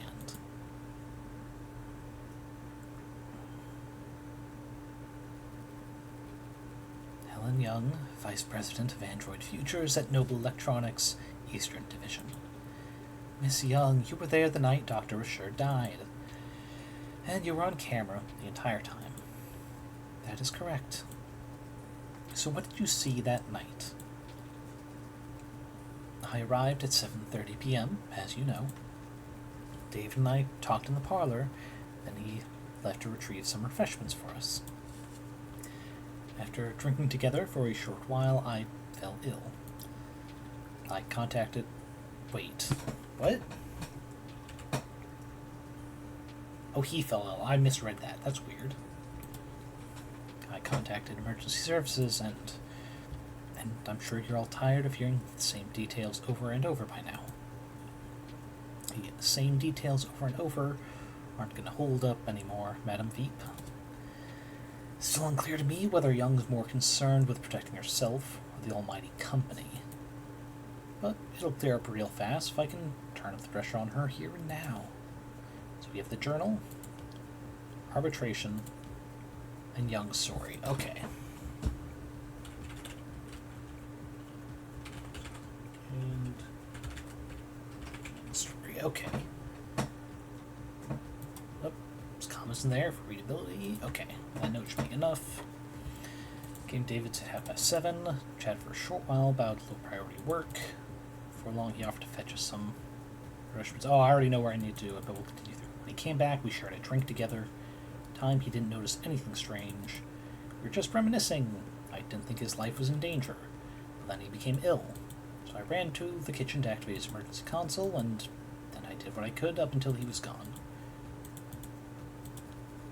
Oh, wait, shit. I guess we're doing it through this time. Nothing heavy. Ma'am, there was an arbitration at stake. Something she didn't know about. Nothing heavy. You're both more professional than I realized. It's nice getting it in one. Since only hours earlier you had run a meeting in which his employment was terminated. His employment wasn't terminated, the arbitration you're referring to. His resignation was merely agreed upon. Yes, and we can all imagine how grateful he felt about the whole process. David didn't hold grudges.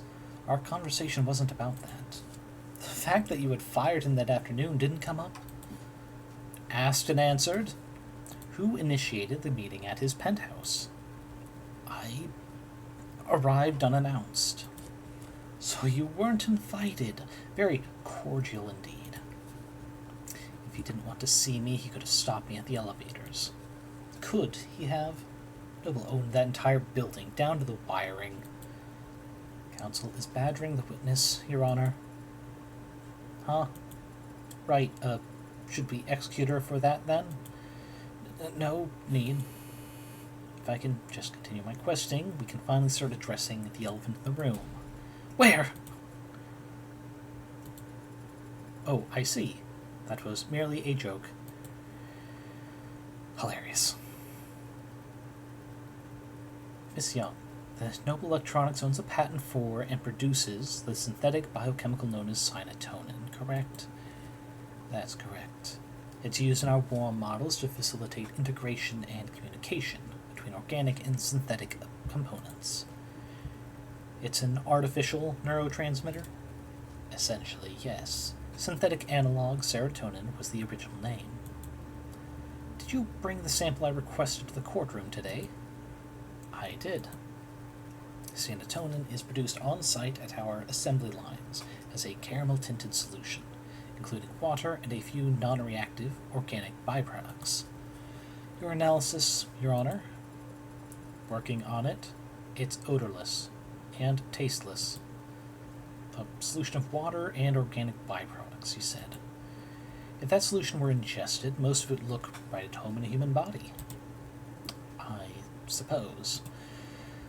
But the serotonin would stand out, wouldn't you say? It's not a naturally occurring compound, so yes. And it's a perfect match for the substance previously labeled Delta. And the sample we collected from the nanofacturer preset in Dr. Asher's lab, that's a bingo. The witness's brown stuff matches your brown stuff down to a T. In light of this evidence and the witness's testimony, I motion that the court formally recognizes that Dr. Asher's cause of death was serotonin poisoning. I don't object, Your Honor, but I'm afraid that I must. Can she do that? Excuse me? Serotonin may very well have been in his body when he died, but serotonin didn't kill Dr. Asher. What the hell is she up to? It couldn't have. It couldn't kill anybody. What? Because it's non-toxic, of course. We designed it to affect androids, not people. Hold on, you're now claiming Dr. Asher died of what? Natural causes? I can't say what he died of. I'm not a medical expert. But I can easily prove that serotonin is harmless. How could you... Yep, that's what I was expecting. Like, so. Genius in its stupidity. Because it has already been confirmed that it matches the sample given to Dr. Asher. And it would most certainly be more than he had consumed if it was hidden in that cup. Which means unless she dies in the next 5 or 6 minutes, was the timeline, that method of death has been cleared. Huh. Didn't see that one coming. What? What? That ain't good. Bailiff, contact the hospital immediately. I told you, it's fine. But...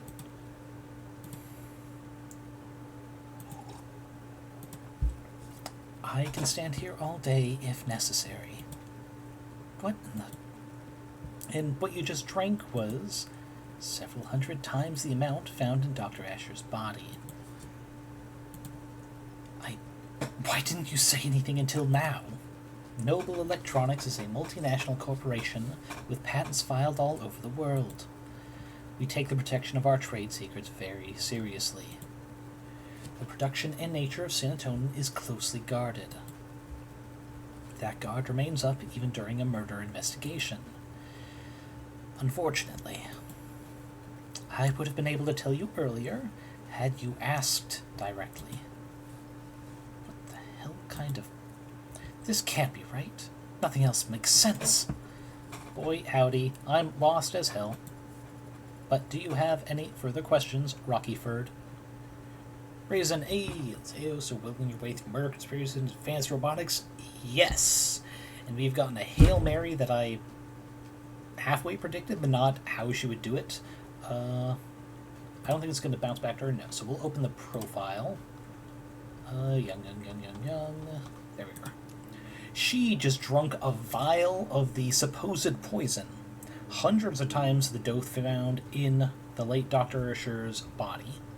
And she says she's going to be fine. And considering that is the supposed murder weapon, I think that gets our little Serra off charges? No, not Morgan. Young. Young drank supposed poison. And she did so after the adjutant, the robot here, analyzed and said, yep, that matches the sample. Which, that might have gotten us off the hook. This might have saved us. Not at the moment, Your Honor. But yes, still a, Columbo move. And the defense. The prosecution's own witness just threw the entire case into question. Normally this would be cause for celebration. Shadow of a doubt isn't enough this time. Barrows would much rather bring down the gavel early than let a potential AI work free. What Young did was shocking, but what I need to do hasn't changed. Think this through, logically. Is it really possible that serotonin had nothing to do with David's death? No, that's bullshit. It can't be a coincidence. There's nothing else that would have killed him. But Young just drank serotonin in front of us and she's fine. So was it fake? No, it was confirmed by the court computer to be the genuine article. So she drank poison, but isn't showing any symptoms. Is it slow acting? Let's see. Solidosis facet venenem. Could there be a compound that will kill in small doses and not have any effect in humongous? It's possible, but I don't think that's it. If only because we don't really have a way to prove that in the matter of this trial.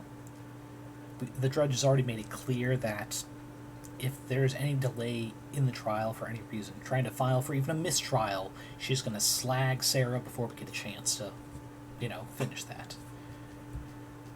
So while a possibility, I don't think it's what the game would be going for. I think it's more likely that something that only is fatal when mixed with other things like some medicines, actually. Because, in depressants, if you drink alcohol, that can weaken their effect on the body. And wait, can I... Evidence. Where's her drink? Whiskey spilled, David's upright, where's the upright cup? Young's cup, here we go. Small amount of whiskey. I think whiskey is a sipping drink? It's not something you'd, just chug back. And even if so, does Young have cybernetics into the victim? I know David certainly didn't. That was something he was against doing. It's possible she does. Depends on the whiskey if it's a sipping, that's possible. But also, it wouldn't actually matter, because he's the one who brought that whiskey, and we've already shown that there isn't anything. So the question is, how long was the serotonin in his system if it mixing with whiskey is what killed him?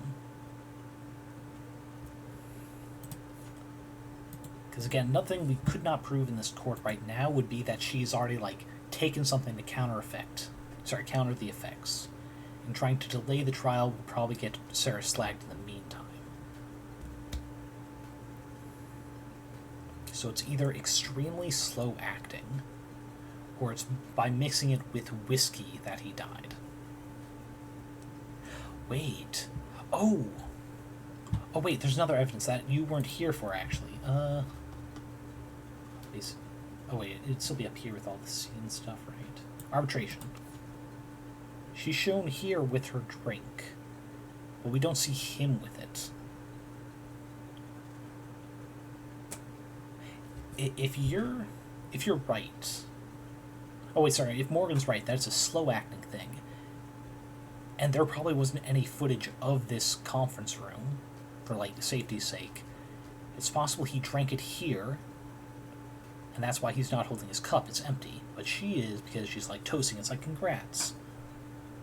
And then she comes visit him hours later, which would not only get her taken off the list of possible suspects, because she's there visibly not putting anything in his drink, but also she wouldn't have expected to go this far. Proving that the serotonin is not as immediately deadly would only strengthen that case in her favor. Ooh. Question is that, the outcome, what I've said so far, is logical, but is that also something we could prove within the span of this? Let's see. What does the log say about the serotonin? Sure, we can go back to that. Substance found in his bloodstream, many simulators to a depressant drug, and produced by Noble. Key ingredient in every warm android they manufacture. which is why it wasn't strange it was on his pretty much chemical 3D printer at home. He built robots, he built Serra, he needed access. But also that it acts as a depressant. And I even said earlier, it's like there are some antidepressants that don't work well with alcohol. Anything that affects the brain, especially a depressant, probably also does not mix well with alcohol. Yeah. I might be on the right track with that. I might actually be not so stupid with this instance. It certainly seems like the most likely that we could potentially prove in this trial. Let's continue conversation. Maybe we'll get some more hints, too. Doesn't show me any symptoms. Is it slow acting? If so, her grand gesture would be pointless. She'll be kept for observation regardless of what happens next. Did she take some kind of antidote beforehand? No. Antidotes are developed for poisons, not industrial chemicals. David's dead. She's alive. What made the difference? Mixed with alcohol, depressants can mess with cardiac systems. Yes, because... Does it say the symptoms of how he died? Because I think it did speak about his speaking being slower. And also with how he was speaking. No, not the...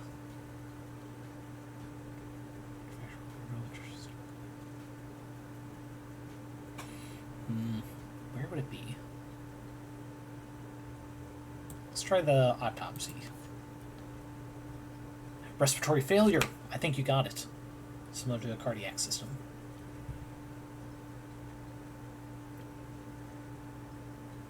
You might be on the right track with that. Okay, so David said she's alive. What made the difference? Wake up. No sleeping on the job. Unless you're me. Of course, Your Honor. Allow me one moment to explain things to the court. We've confirmed just now that serotonin was the foreign compound in his body. And we all know, logically, that it must have been what killed David Ashur. So what's the key difference between what David drank that night and what she drank in front of us just now? Oh, come on. Oh, wait, I forgot. Up the bid first. Come on. Come on. Whiskey. The difference has been staring us in the face this whole time. That's... Do you recognize this, Miss Young? That's the whiskey bottle that Dr. Ashur and I drank from. Rose River. It's a good whiskey. And I think you had the right idea. Pardon? Bottoms up. I'm definitely coming back to screenshot that. I don't think that pose is in the gallery on the wiki. Smooth. What? Hadn't I? Dear God, counselor. Scandalous. Relax. It's just whiskey. Tested a dozen times over, perfectly safe. So would you like to try some, Miss Young? Don't be absurd. I'm not going to drink on the witness stand. Have you lost your mind? I'm not asking you to get plastered. Just have a sip. After all, if we want to prove whether or not serotonin killed Dr. Ashur, we have to recreate the conditions under which he ingested it, by mixing it with alcohol. Go ahead, then. Just a taste. Prove to us that serotonin is perfectly safe for human consumption. Is this... Can't she do this? Miss Young, I never said it was safe for human consumption. Oh, I missed that. Yep, thank you. I will be taking a sip, as per Streamlabs' suggestions, strangely timed as it was, but I got milk here, so I'm sure I'm fine. Just that it's non-toxic. A distinction without a difference. You saw firsthand Dr. Ashur confused, slurring his speech, complaining of a headache, all symptoms of poisoning. Alcohol poisoning, that is. Serotonin is a neurotransmitter analog. Maybe Maybe it doesn't do anything in the human body on its own, but in combination with alcohol, it acts as a powerful depressant. One strong enough to turn a glass or two of whiskey into a lethal overdose. That's just... Even if that is the case, what does it change? It changes whether or not we can accept the witness's testimony. Even if this witness is a liar, what does that change? Why would the witness lie, if not to? She's a corporate climber. I imagine it's like breathing for her. Your Honor, this is wild, but ultimately irrelevant. Relevant? When you've yet to establish an alternative interpretation of the facts, yes. What are you even accusing the witness of doing, Counselor? Beyond angling for a promotion? We've all seen the story by now. Noble and android saves soldier's life with warm blood transfusion.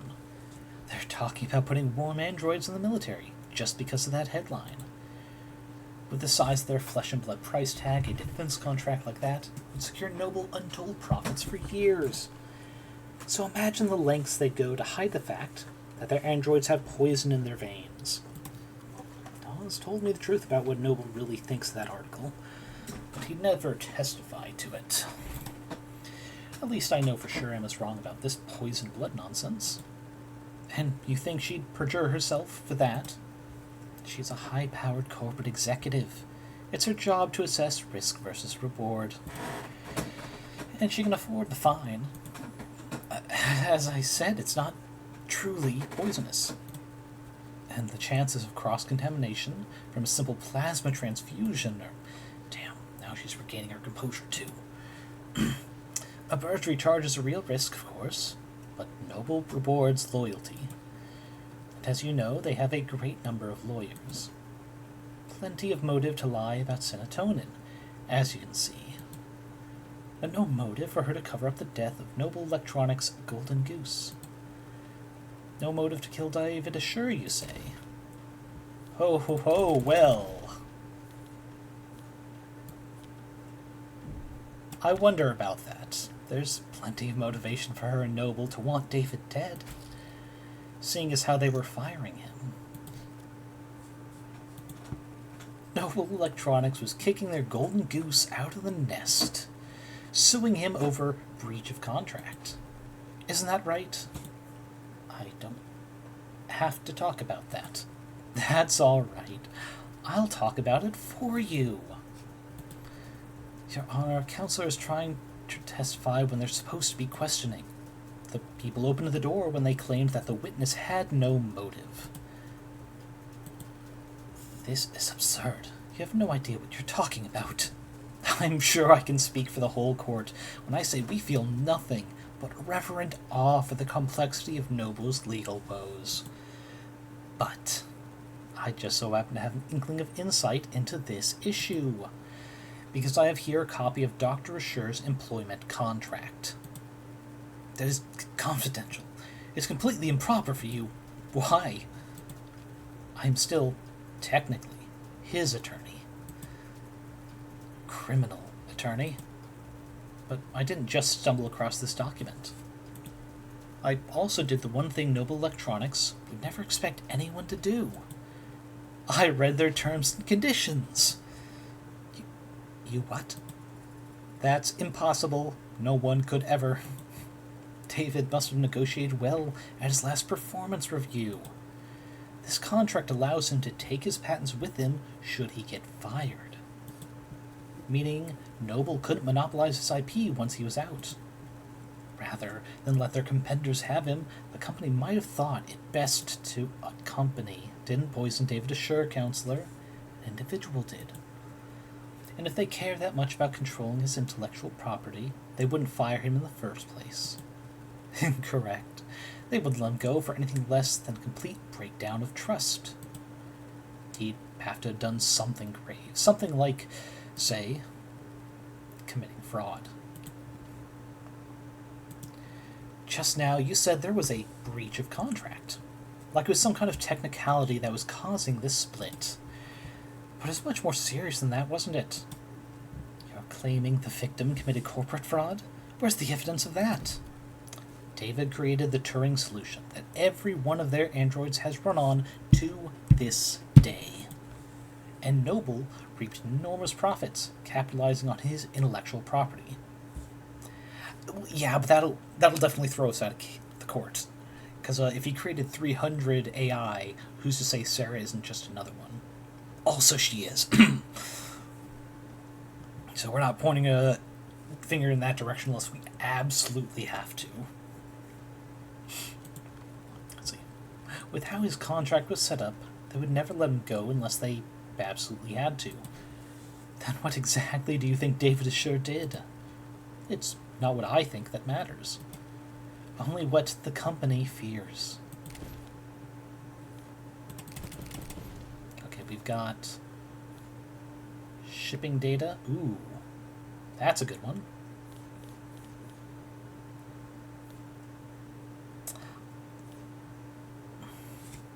I think it's the shipping data, because we know it was messed with to cover something up.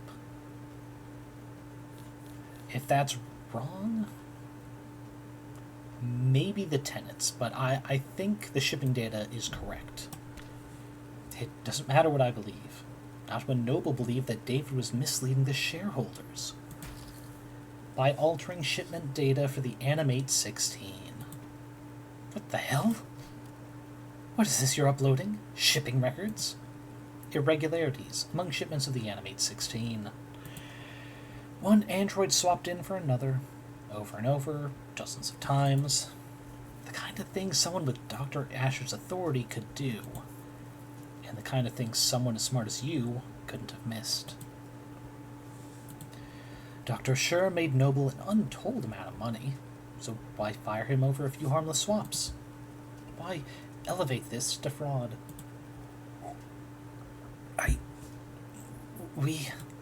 You have evidence that it was David Assure who did this?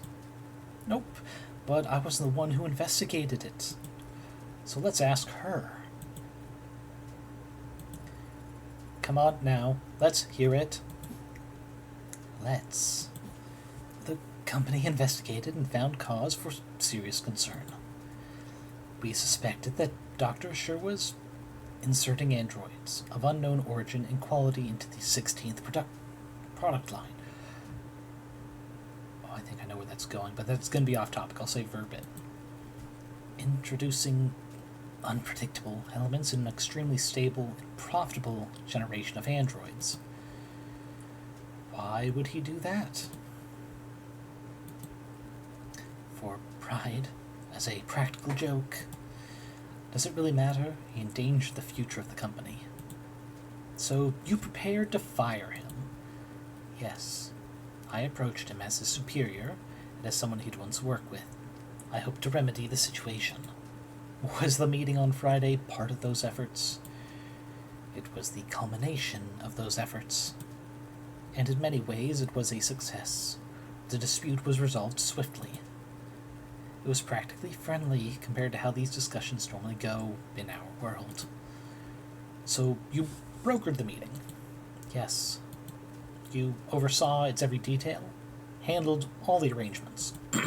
Yes, of course. Including the refreshments?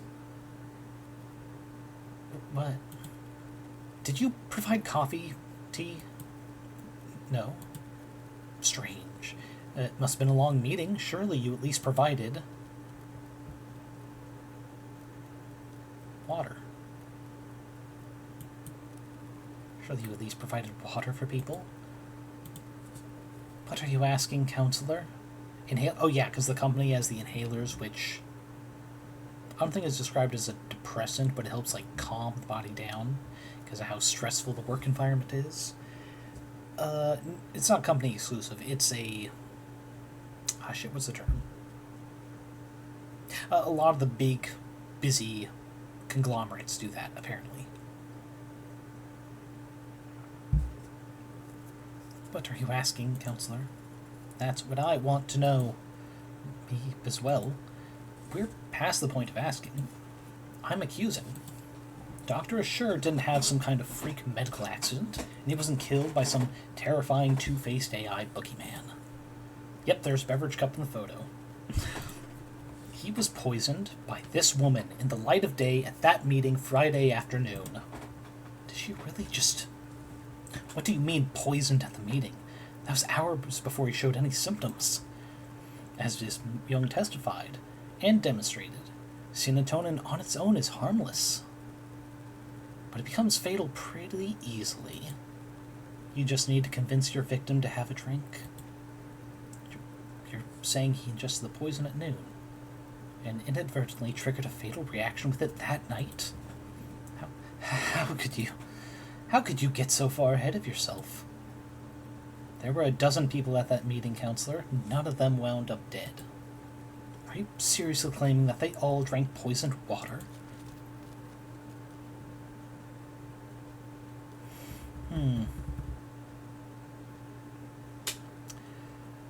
Let's see. Actually, no. Not all of them, because she hasn't said that all the refreshments are provided, or that all the refreshments are water. So no, not all of them drank poison.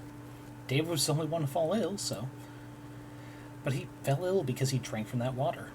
Others must have drank it too, so he must reason that they were poisoned as well. Take all the time you need getting there. So why aren't they all dead? Because, as all those people will surely attest, Helen Young made sure they'd be doing paperwork for the next 12 hours. Working late into the night, officiating the settlement she arranged. And not drinking alcohol. She had no guarantee about that. Or they started drinking after 6. With Noble's work-life harmony? Fat chance. These people don't clock out until they reach their bunk. Only a generational talent like David Scher could afford to relax with a drink on a Friday night. His exceptionalism singled him out as her only victim. Hold it. You're forgetting something pretty basic, counselor. If everyone at the meeting drank water from the same pitcher, any one of them would have noticed if there was serotonin in it. Serotonin is a brown fluid. Yep, straight out of only the best Columbo episodes, yep. So serotonin is brown fluid. Whiskey is too, so it would be easy to slip into a glass of liquor. But if she had spiked that water at the meeting with it, it would have looked disgusting. There's no way she could have poisoned the water without people noticing. All of what Emma said is true, yet Young pulled it off anyway. How? And obviously, all in, we're gamblers. Water pitcher, refuge.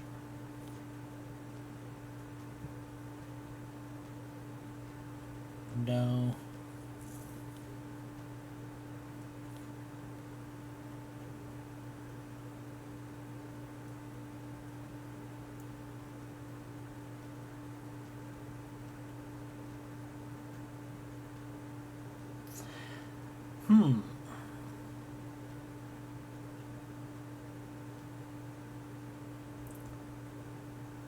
Could it be the chromofuge, actually?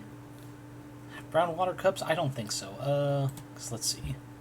We'll go down to that picture again, which I think is at the bottom now. Nope. There it is. Arbitration. God, it doesn't have the color version. Okay, let's go back to here. No, that looks like a clear cup. Is it rendering report? Yeah. Yeah, it's possible. It's possible this could also remove impurities, make red blood. Which wouldn't look disgusting. It would look like it was flavored with something. That actually might be a good thing, Baringo. Yeah, I think you might be on the right track. But yeah, it's definitely not the lab manufacturer.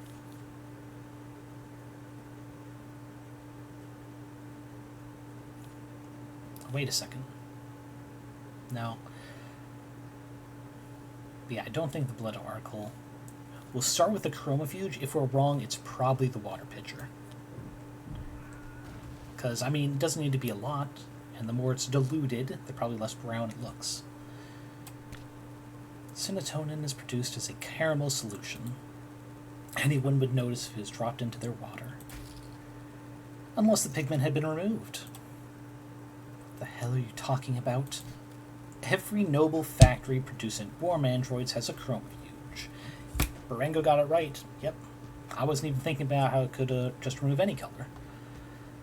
Every noble factory producing warm androids has a chromofuge, a machine that gives their androids that signature pink oxidant by removing pigment from red blood. With a machine like that, it would be simple for a brilliant biochemist like the Witness to take the caramel-colored serotonin and turn it into an odorless, tasteless, invisible poison. As your honor can attest. Yes, ma'am. My scan confirmed that serotonin has no taste or odor. It's only the color that's off-putting. Shh. Yes, iocane poisoning. Straight out of The Princess Bride. Surely the poisonous aspect should be considered off-putting as well. Time to press. David Asher, your oldest ally in the whole company, was sabotaging its future for the sake of his own whimsy, and he couldn't even be bothered to clue you in. No. Playing nutty professor and taking off early while you had to work around the clock just to stay relevant. He set you up your crowning achievement, the most advanced, most profitable line of androids the country has ever seen. So it would blow up into the industry fiasco of the decade. And worst of all, he didn't even stand to profit from it. You're wrong. You went to his house that night to watch him swallow poison. To get revenge on the man who left you in the dust. Your Honor, defense is testifying. This speculation carries no weight, and no amount of badgering will lend it any. True. We need proof. So why don't we have Miss Young take a swig of this whiskey and prove me wrong?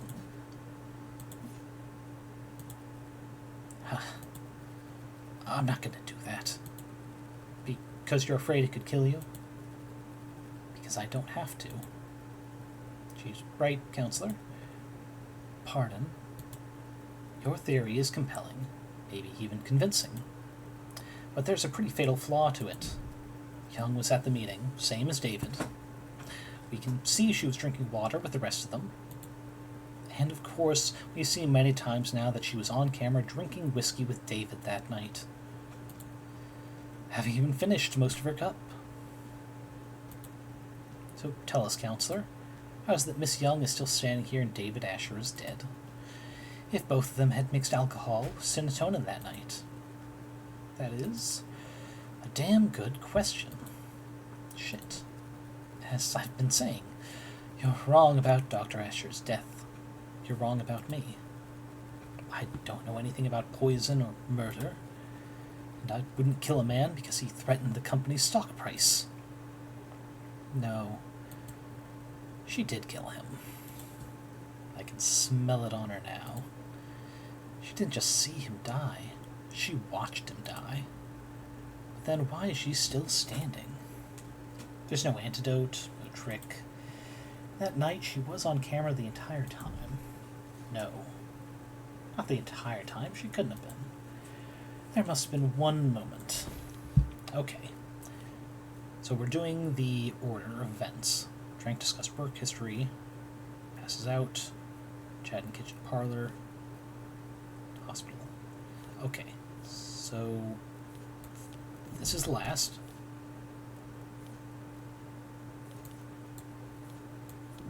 It's here.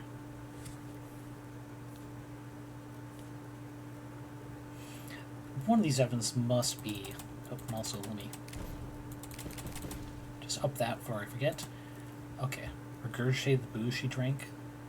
Cybernetics possible, but not one of the options. I think. Let's see. Where's timeline of events? I'm pretty sure there is one. Wait.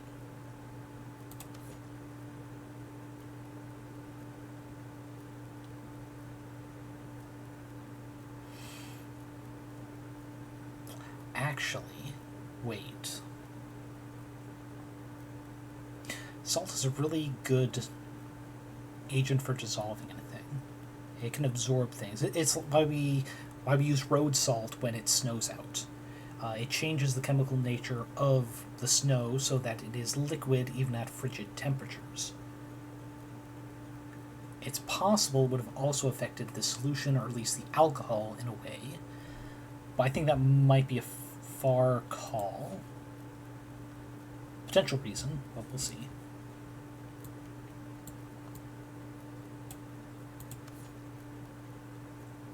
Yes! She drank water in the kitchen before. That's what happened. Oh. There it is. Chat in the parlor, and they drank later. Timeline leaves no window of opportunity. Damn it. Okay. Arrives at the hospital. Maybe if she arrived, she could have. The staff would have been hyper vigilant. Afraid she was poisoned too. They wouldn't have let her out of their sight. Wait. Dave and Young only got there as fast as they did because of the VTOL. VTOL was only summoned because she used. Would you mind terribly if I change the subject for a moment? What? Meh. Why not? You left the parlor at 8:03, headed into the kitchen to use the emergency console there. Yes, I did. Didn't want to use your phone. I didn't think to, no. And the emergency call went out at 8:04 p.m. The console saw you make the call through its camera. Yes, it did see me make the call, because that's what happened. So, what were you doing in that minute? What? That 1 minute? That 1 minute? What about that 1 minute? 1 minute, or 50 seconds, even just 45 seconds.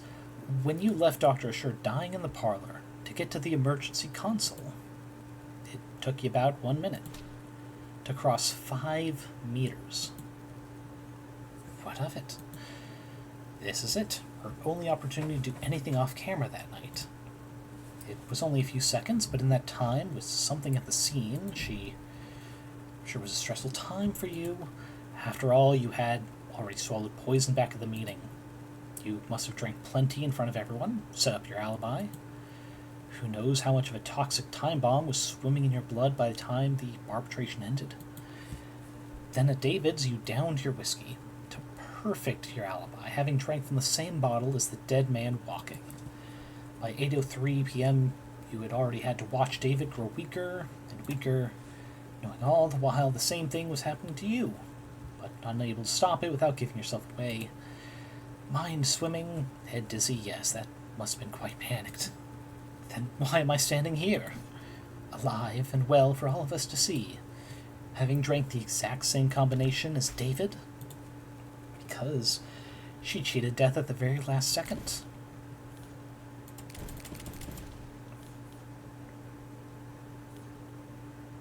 There we go. Oh, hit the wrong thing.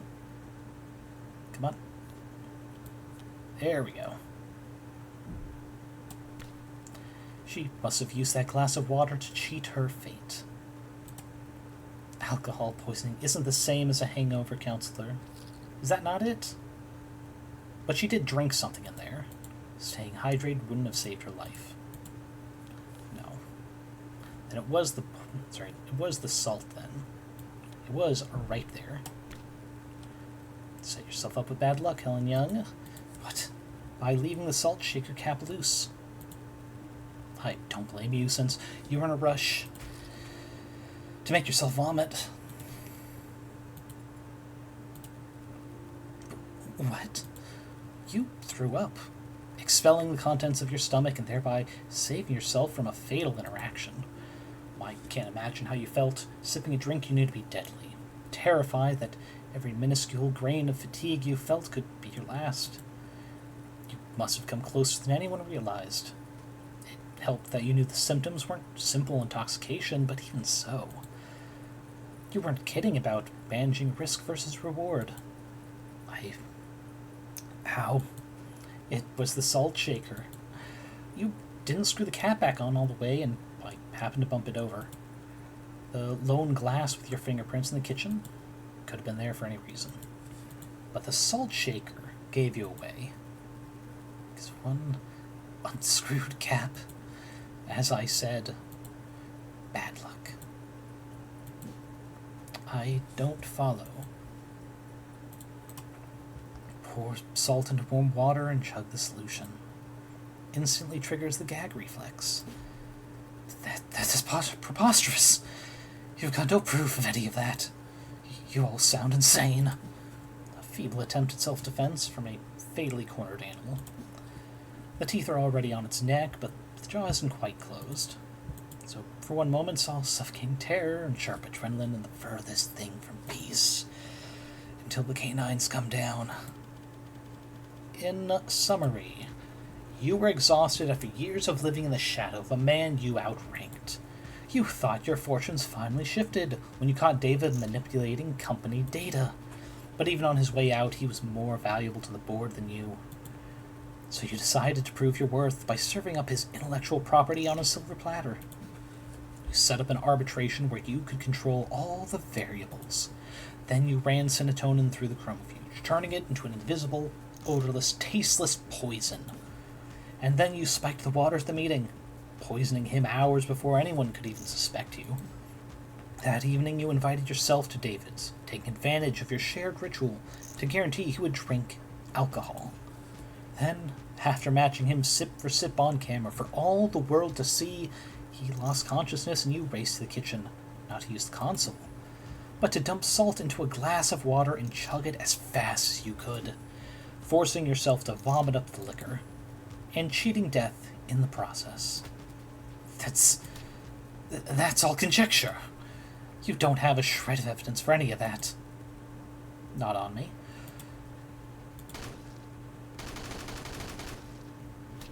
So let's go just for fingerprints. You could explain away your prints being found on a water glass, but not on the salt shaker. Nor could you explain why we'd find traces of your DNA in the sink's drain, or why there are minute amounts of serotonin in the blood of your entire legal team. I learned how to purge at Noble to avoid overdosing on your reds, greens, and yellows. You're part of the old guard now, Miss Young. Everyone else in the company uses inhalers. But if you want to prove me wrong about all this, that drink I offered you earlier is still on the table. Well, any questions? You, Madam Vice President.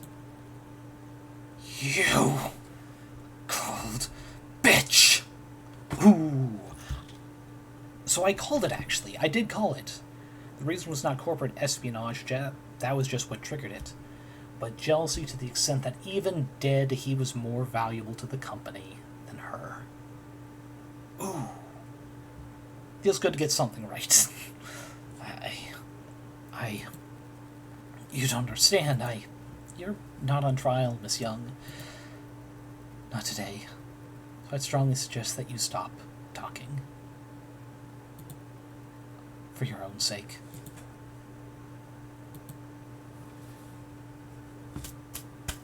And our girl is safe. Didn't do it. Timeline doesn't match. She is perfect forever. Safe, Sinnerable. Miss Rockford, shall we?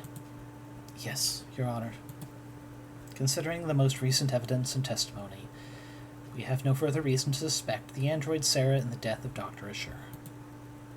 We know of no other occasions upon which said android may have broken any tenets.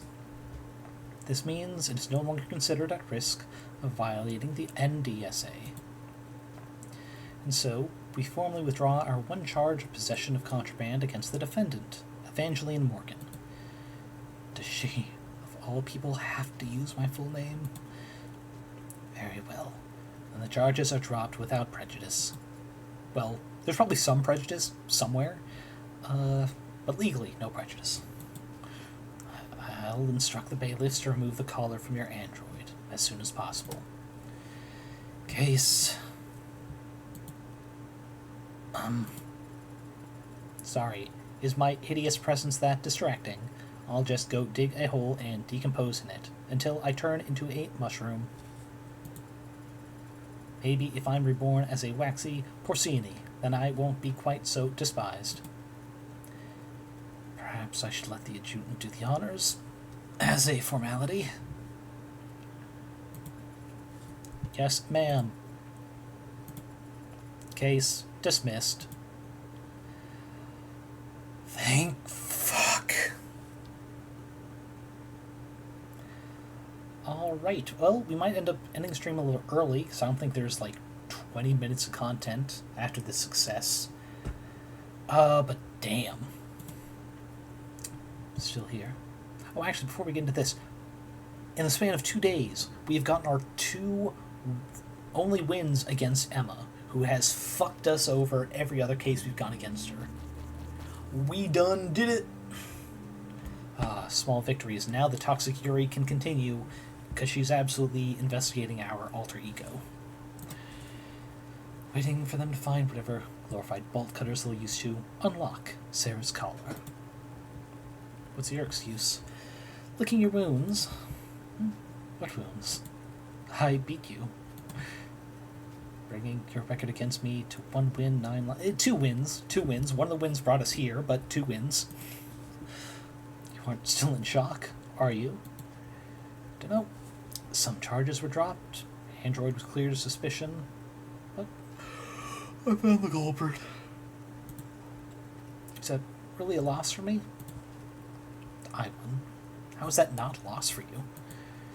Justice prevailed. Why should I care who wins? If you don't care who wins, why have you been keeping score? I haven't been. 0 losses just that easy to remember. Well, you'll have to start up a tab for us then, because our record's going to get a lot more tangled from here on out. Is that like lawyer speak for flirting with the defense attorney? Because it kind of feels like it, especially the use of tangled here. Seems like everything's getting tangled these days. There's another crowd down on the street. More of those protesters from outside the Noble apartments. Yes, this is a courtship ritual. Rather than dancing like a bunch of birds, they are flirting as lawyers do, with legal speak. You're serious? That wasn't a one-time thing? Wouldn't that be nice? No, yesterday was pretty big, but it wasn't an isolated incident. I don't get it. At all. Heartbreak's just some nut who shot 6 people weeks ago. Can't these losers move on already? Yeah, most of them are losers. Some of them are just bored. Then there are the opportunists. Dissidents, unlisted, rebels and terrorists. Wannabe cyberpunks who think they can fight the power like they've seen in movies. All of them peacefully united under Heartbreak's eloquent political messaging. Who needs political messaging in the 21st century? Everyone's addicted to fighting strawmen. Makes sense they'd want to fight for a straw man too. The way they see it, Heartbreak fought the state, and they won. Heartbreak proved that the state could lose.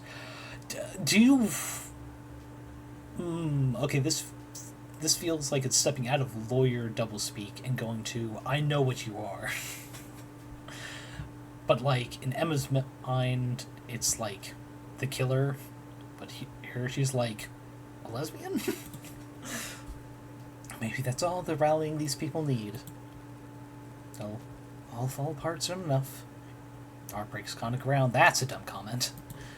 Nah, it's a lot worse than that. Heartbreak's gone viral. Ooh, yeah, that is worse. What?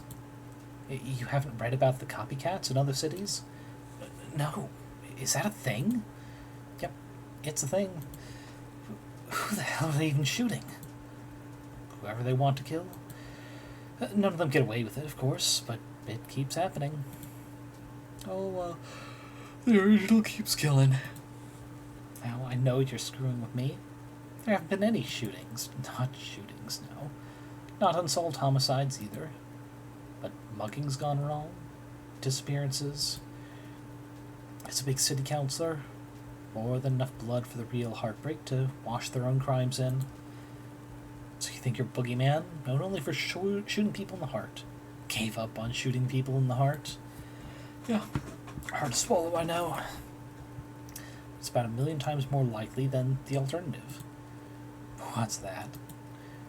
that they could stop themselves from killing.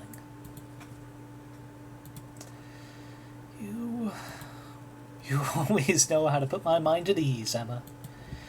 Should I stop going out at night? You'll be fine. You've got that gun. You saw that.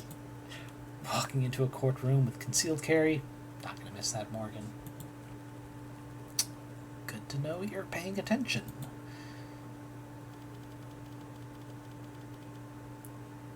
Oh, I'm not gonna spoil the reason for that reason, but I can't remember if you were here to watch Chapter 0, but it is free, and if you like the game, I definitely suggest getting it. Because this is Ace Attorney with less silly, but still a very fun narrative. The cyberpunk setting just really helps elevate it.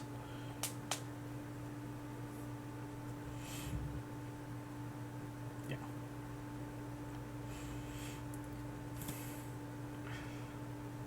Let's see. Only 6 bullets and left the gun at the scene of the crime. So, what was it? It was, right, it was an antique model gun, rather than the current, like, beam shooters that automatically log every shot when and where, along with GPS coordinates. Old model, that's all gunpowder and shit. You won the case. You don't have to look that astounded. Not only that, you found Father's actual killer. How? I'm a really good lawyer. Nope, that's not it. Hey, I mean, you were only able to make the deductions you did because you truly believe that I didn't kill Father. Your logic throughout the trial was based on that assumption. So, how were you so sure? Here. Father's journal? But isn't it important evidence? The case fell apart. No one's gonna miss it for a while. You forgot everything, right? Let's read it through one more time. The flipping of pages. So fast. Is it really possible she's reading all that shit by flipping pages? I call bullshit, I don't care how good your camera is. If you're flipping the pages like a flip book, it's going to be curved. There's going to be some loss, especially the letters and characters nearest the spine. It's like there's got to be some loss, if only because AI is limited in how much it can assume from the surrounding text. Reyes worked quick too, but she was just capturing images for later use. There's something here on the back cover. Done already? Some kind of data storage? It's linked to my prints, but given your skills, you should be able to. I have access. Yeah, girl's quick. You know what, I can do a save here.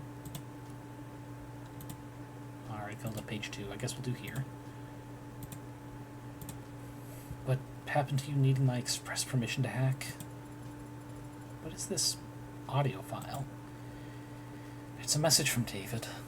Take a listen. Didn't realize I'd have to sit for this.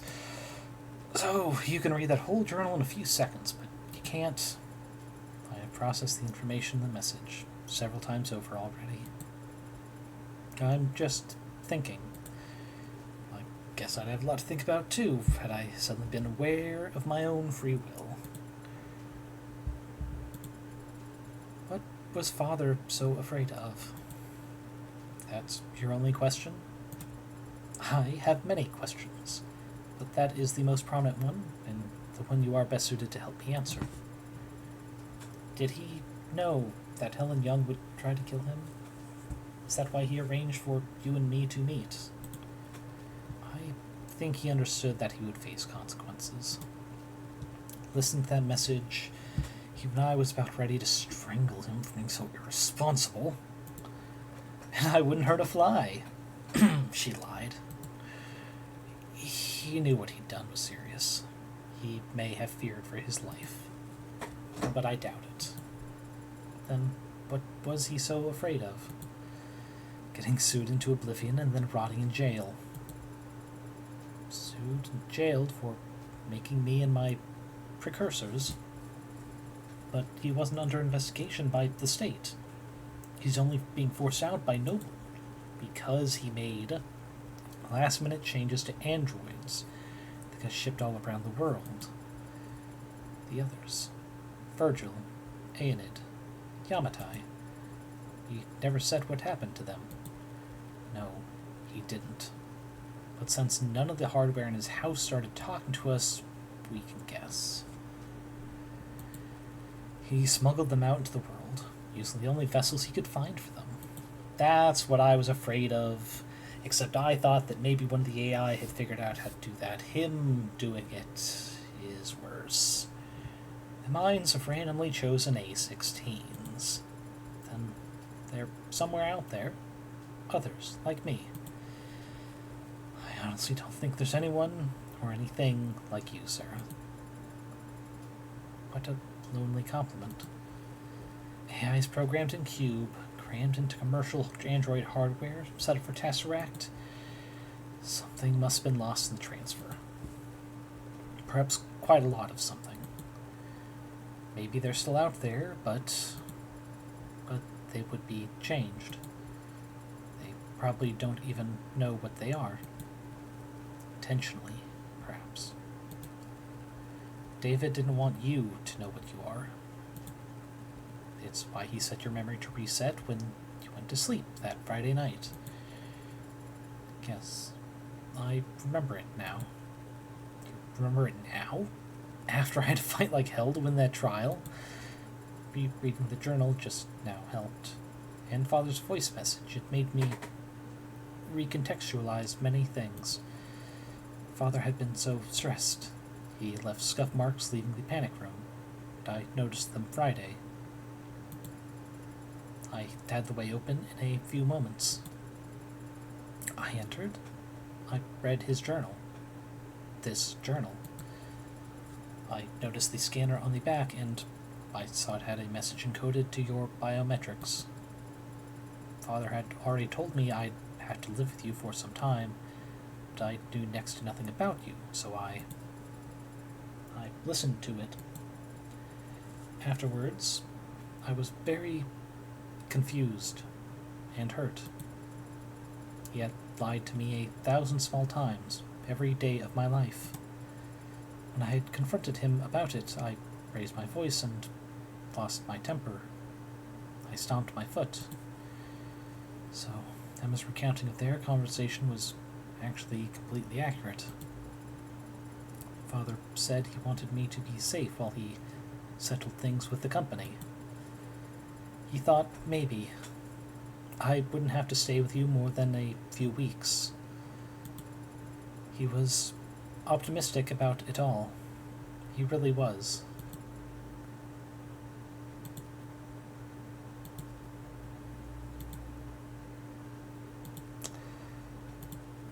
Serra, I need to use the restroom.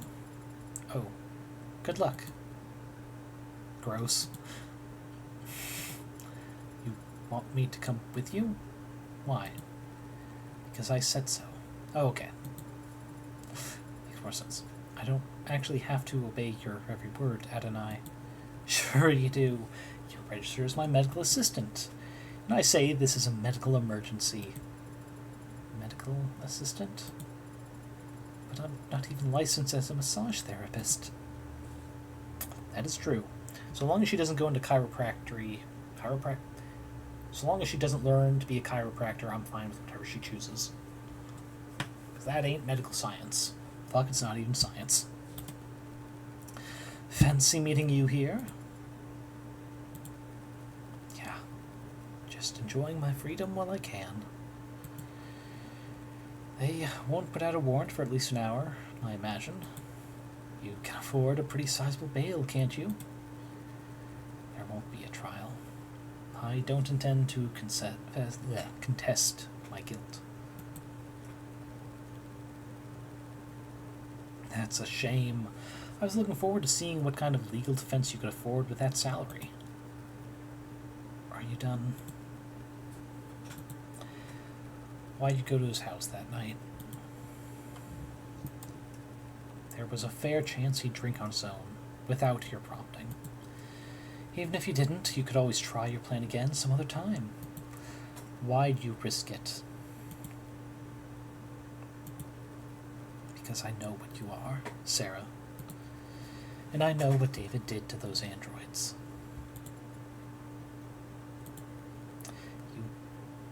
What? I was able to locate one of the androids he'd swapped in before it had left the country. When I asked it what it was, it didn't even think to deny it. Innocence like that is a dead giveaway. I know what he did, and it wasn't that hard to find out. If I figured it out, so could any other. So I did what I had to. That was your motive. Silencing him.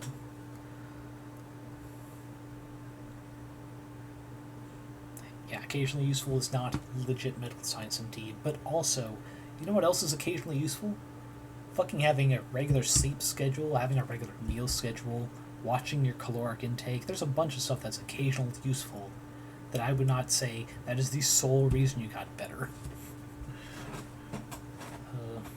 But also, yes. Oh shit. But also, is this still a jealousy thing or a protect the company thing? Those programs, those AIs, whatever you want to call them, David sent them out there into the real world. Unprepared and defenseless. And they've garnered no complaints. In fact, they've all been praised for their ability to execute complex tasks. Let me repeat that. The customers couldn't tell the difference. So, how many of them are hundreds? The swaps you found were just the small percentage that he got sloppy on. I don't know exactly how many there are now. I fear that they might multiply, but they don't seem to. Copy and paste very well. They can't just clone themselves. But who knows how long that'll be the case. So, just because he opened Pandora's box, it was the principle of the thing. Ridiculous, I know. Stalled halfway up the corporate ladder and still making decisions based on principle. But David chose to put souls into things that we went on to sell as servants, soldiers, or worse. He turned the fastest growing industry in the world into a horror show, and he made me a slave trader. That's not the take I was expecting. But I would probably take offense to that too. Yeah. If word ever got out that some unknown number of our androids were out walking around the world with that inside of them, and people preferred them that way, where would it end? Free will for the program that drives our cabs? Okay, no, now she's going the way I don't respect. Get the fuck out of here. Treating them as people and saying, yeah, I'm ashamed to have been dealing in lives like that. Saying that it's wrong for them to have rights. Bring this right back around to actual slavery and mistreating people for being different. Conscious for targeting systems used to coordinate drone strikes. Okay, I'm against that too, actually. Sentient tools. Their whole life spent chained to an assembly line. How dare he? How could he? What the hell was he thinking? I don't know what David wanted to accomplish. Maybe he wasn't trying to do anything. You're right, he wasn't. But also, brazen... Oh, yeah, no problem at all. Get your rest. We've finished off the meat and potatoes of this game, as it has thus far been released. I'm looking forward to Chapter 2 when it releases, but I don't think you'll miss anything important, so get your rest. Hopefully everything goes as well as it can tomorrow, and I hope to hear back from you recovered as soon as you can. But until then, take care. I'll see you around, Raisin. Alright. But what he did was prove that there's a demand for AI. setting a precedent that would sentence 1,000 generations of artificial lives to the auction block. And you went there that night to convince him to help me recall them, or at least swear to never speak a word of what he did. He wanted to tell the world. First, yes, he wanted to wait. He thought that people would welcome them with open arms if they proved their usefulness first. He really was a genius programmer. But he didn't understand the first thing about people. His creations would never be treated as equals. Only cattle. Okay, I think I understand where she's coming from. I think I misrepresented earlier. So she does care about their well-being, does not want another slave trade of sentient beings, and worse, ones we create intentionally, as opposed to, the habit of most mammals to just have fun repeatedly at great length to create generations of themselves. And as we have seen with the 300 plus creations, despite the illegality of it, he wanted to make more and spread them out. That's not an intelligent thing to do.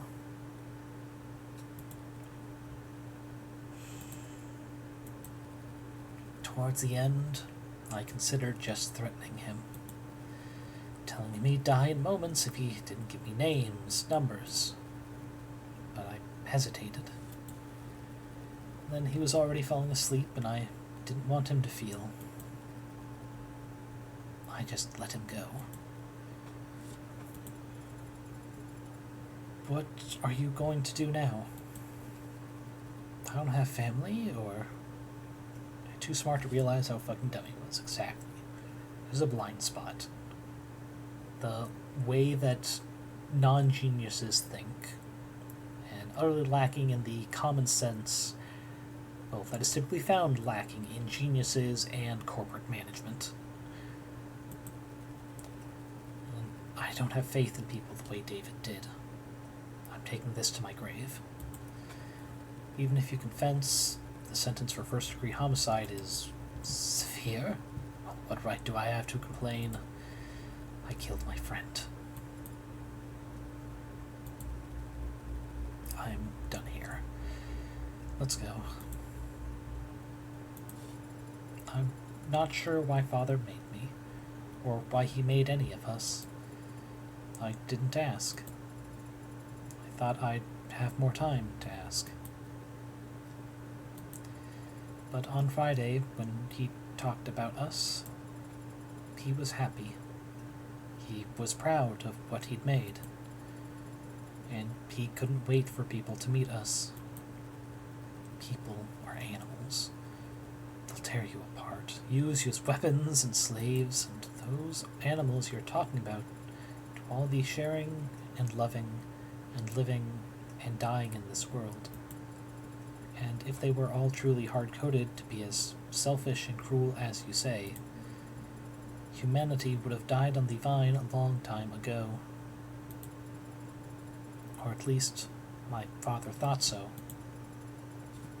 And my father was the greatest programmer in the world. So he knew what he was talking about. It would be nice if you were right about that. So, are you sorry? What? For what you did? Are you sorry? If you could, would you take it back?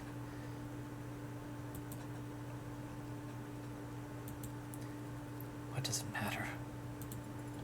If you are sorry, I don't forgive you. Yes. That's to be expected. Not today. I don't know how to forgive you today. But my father gave me the ability to grow. So I know that someday I'll learn how. Goodbye, Dr. Helen Young.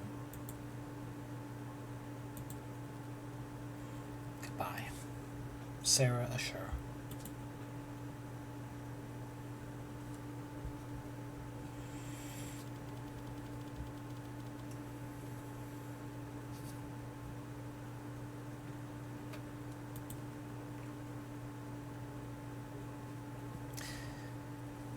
Correct, Bringo. Humanity is not inherently cruel. In fact, I will also say humanity is not inherently kind either. It inherently is. But that's about it. Whatever one's take is on the nature versus nurture debate, it does not matter. It does not matter if our genetics predisposes to a particular line of thinking or opinion. We can change, depending on the people we are around, the people we are raised and taught by. We are changed by each other. If there's any one thing humanity inherently is, it's capable of change. And that's what's important. Yes, people who believe horrendous, racist, fascist things can change. They can become good people again. Just as it is possible for good people to fall into the line of thinking of cults and be indoctrinated. Mormons and Scientologists are a great example of that. Even if they do not, on the surface, do anything as hateful as the Republican Party is nowadays, they do control people much more blatantly than the Christian or Catholic churches do. But it is possible to leave them, still. It is possible to change and become a better person every day. And frankly, if it wasn't, I'm not sure I'd still be around myself. Not being able to believe that others can become better if they try, if they have the right connections. Now let's try and wrap up this story. I have to go get groceries for my D&D game tonight, because I woke up late. And we're social, able to change, somewhat selfish, and incredibly complicated. All correct, Rango. We are not machines, and that is a plus. And perhaps that's the underlying message of all cyberpunk stories, intended or not. That is actually a good thing we are not born machines. You did better back there, hadn't I? Your little speech you gave to Young, it was an improvement. Compared to what you tried with Porter, at least. That was different. I wasn't trying to console her like I was Isaac Porter. I was just speaking in my mind. How we got into this mess and how we're going to get out of it. My God, you're correct. Although I may have paraphrased part of it from a movie I happen to love, and here I was ready to award you 20 points. I didn't know the points even went that high. Speaking of, what did Porter say to you back there before we left the courthouse? That. Well, he was quiet at first, but then he said a lot of strong words about Father, and Miss Young, and Noble Electronics, and the capitalist-centered global economic model as a whole. He blamed all of them. Everyone, except for... But then he stopped and stared at my face for a while. Wait a second.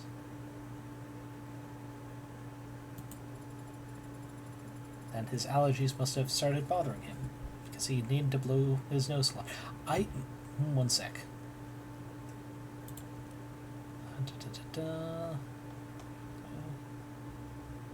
Porter, there we go. It's hard to tell because of the nose rings. But did he give Serra Isaac's nose?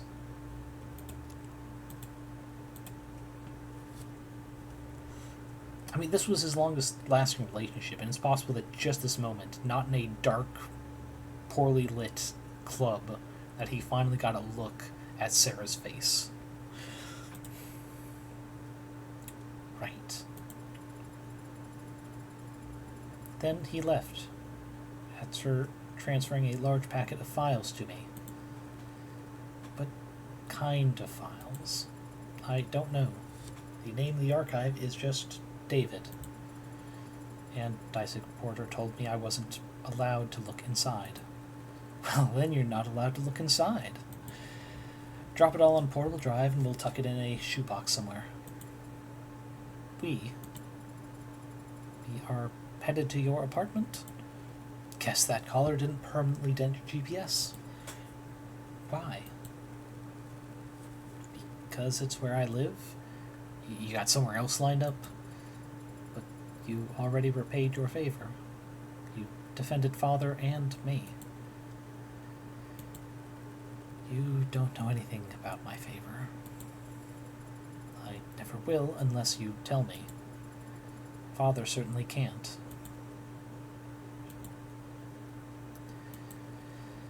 A few years ago, there was a man.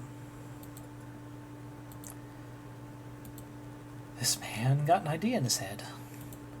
A stupid idea, not even his own. It was planted there by an algorithm or a meme or some parasite trying to sell him diet supplements. I don't know. But the idea took root. Spread its tendrils till it could flap his mouth for him. I mean, I'm okay with Morgan not being her mom, but a fairy godmother? I'd accept that. Kind of crosses over into Cinderella territory away from the Pinocchio metaphor, but I still like it. The idea was that David was part of an international cabal of wealthy technocrats seeking to replace prominent influential figures with android lookalikes and being secretly Jewish and other yada yada tropes of international conspiracy bullshit. All lies. All as part of a multi-decade effort to establish a world government that would legalize all kinds of amoral depravity, like men being allowed to marry men, the gods. Which, I guess, based on David's actual politics, would involve increasing access to computer literacy, clearly. That's insane. Why would anyone believe it? Because it's comfortable to them to think that someone's in control, even if it's someone they hate. Because it's fun to feel like you're in on an all-encompassing puzzle that only you can spot. And I'm feeling like this is very fucking relevant to current events, despite the fact Chapter 1 came out a couple months ago. People believe because they want to believe. So he fed the idea, pushed it down deep into his gray matter, then it consumed him from the inside out, lobotomized him and took over his life. He spent every day and all the money he had following your father.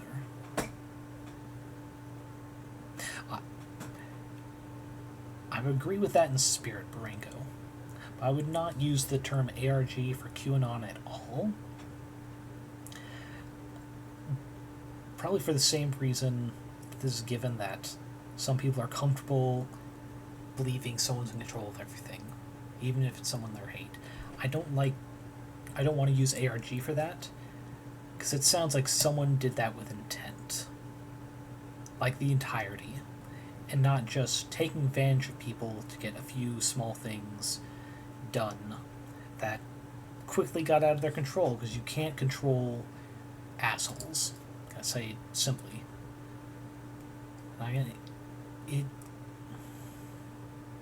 You can't control assholes same way you can't control a feral hog.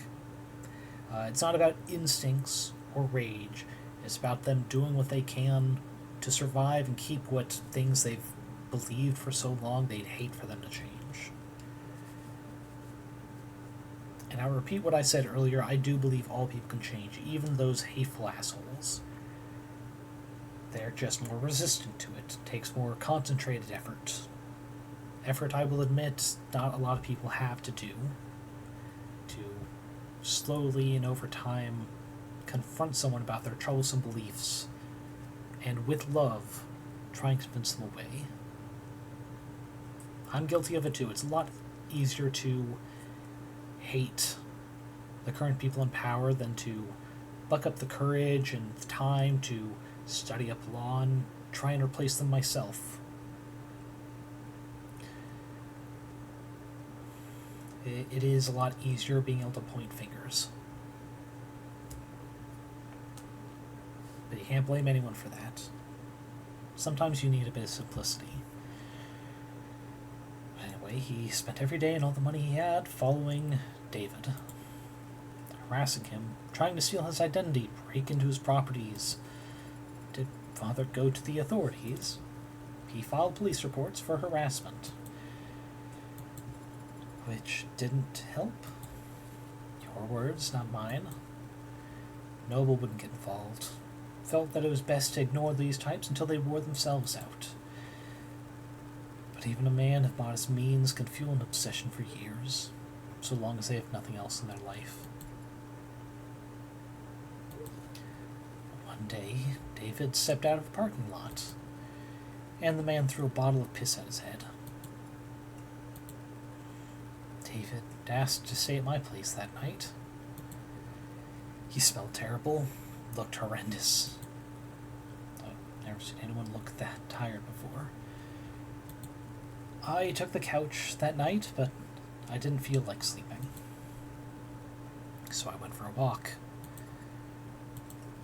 I remember it was foggy, but it still only took me all of 15 minutes to find the guy, posted up with his phone's camera, try and get video of David Serra gifting androids to known sex offenders.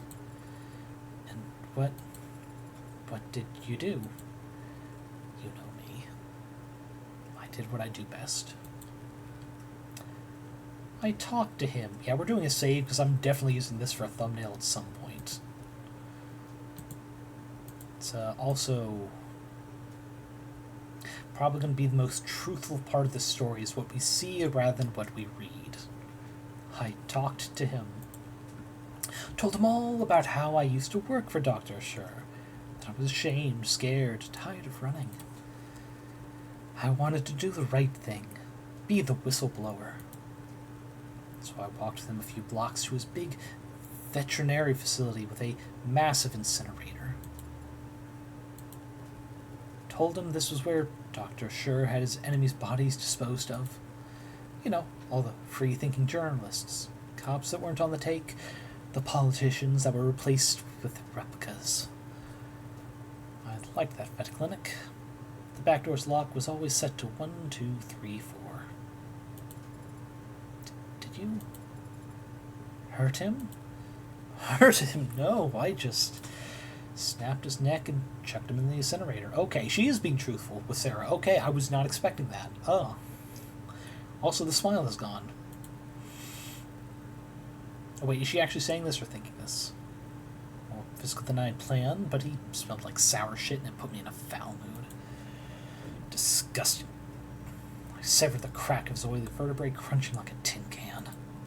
No, Serra, I just scared the hell out of him. Okay, she did not say that.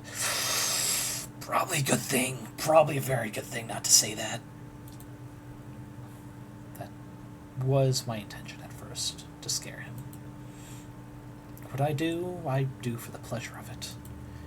Him, I axed because he was just that revolting. I convinced him that the conspiracy was more real than he ever imagined. That he had angered the wrong people and that the consequences were far darker than any of the filth he indulged in on the net. His ashes, much like himself, amounted to nothing in an incinerator that sized. They were probably feeding seaweed at the bottom of the harbor right now. A much greater contribution to society than he ever would have imagined in life. But I guess he didn't go around to all his many friends before he fled town for whatever rat hole he preferred, because there was a missing persons report. The cops were just doing their due diligence, almost reluctantly. But they questioned David. Asked him about the night the man disappeared. And David, without a thought for himself, said that we were together that whole night. That he couldn't sleep and I stayed up with him. That he never saw me leave once. David lied to the cops for me, even though I never asked him to. Even though I didn't need him to. That's what you owe him. And that's why you put yourself at risk to defend me. Yeah. That's the favor I owe him. And I decide when it's repaid, not you. Adonai. You're not exactly an upstanding citizen, are you? That is an understatement. Well, you could say that, but David trusted me in spite of that. Maybe because of it. Father did trust you, but he also entrusted me with free will, with the ability to tell right from wrong. So I'll decide whether or not you're worthy of trust. Fair enough. Father entrusted all of us with free will. He believed in us. He believed in people. I'm going to do the same. If the others are out there, they'll be changed and confused. It'll take them time to understand what they are and what they can do. So I'm going to start studying. Pardon. I'm going to study people and the things people build. So when I do meet a member of my family, I'll have lots to tell them. At least you have something to look forward to. Should help keep you motivated as you work off your debt. Debt? Yeah, and you have cash in one of your 89 coat pockets. You know lawyers cost money, right? Technically, you were defending yourself. Technically, you hired me in a verbal contract. Isn't there some kind of exit clause? You could, of course, sign a release form to get out of the retainer if you were a human being. That is... But... I guess your luck must be turning around. It happens that I've been meaning to hire a paralegal for a while now. I hate anything to do with interviews and resumes, so... Whatever. You're hired. Adonai. Could it be that you're actually a pushover? You've no idea how far off the mark you are. I see. It seems I still need practice reading people. For starters... What's this? What are you doing with your hand? We should shake on it. Our new relationship. Yeah, sure. You and me are practically partners in crime. Should it not be you and I? Okay. We made a couple mistakes, but I think literally that. I think it was just 2. 3 if we count me accidentally clicking the wrong thing, but I don't. In fact, I'll be going back to fix that off stream, but this game is very well made. I appreciate the hell out of it. And I think they are going to the roots of cyberpunk in its usage as a metaphor for humanity and how it's interpreted. Though it did kind of dip into ownership of robots, mirroring ownership of people in history, a little on the nose at the end. But I think it was kind of unavoidable, considering that Serra was the main focus of this chapter. I mean, she was programmed specifically to have free will, but we still have to literally own her to protect her. She had to be our property.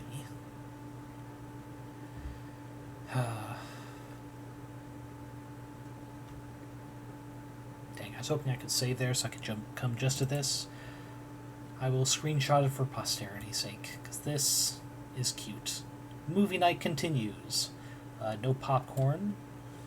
But I also like that her, like, loungewear, just chilling out at home, it still has, like, these belts and such. She's just wearing, oh god, she's wearing sandals with, who? What? Red. It's me. I know, man. What do you mean you know? This is a disposable line. You're the only guy I know who would bother. Fair enough. Okay. Well, you're gonna be glad I did. Hope you've put a bow on everything that happened in Uptown. Because that item you've been looking for is finally on its way. Oh. Well, that is good news. Not exactly.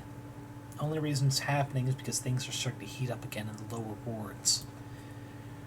Could mean a gang war if something doesn't change. They won't be eager to part with it ahead of a storm like that. I'll highball 'em.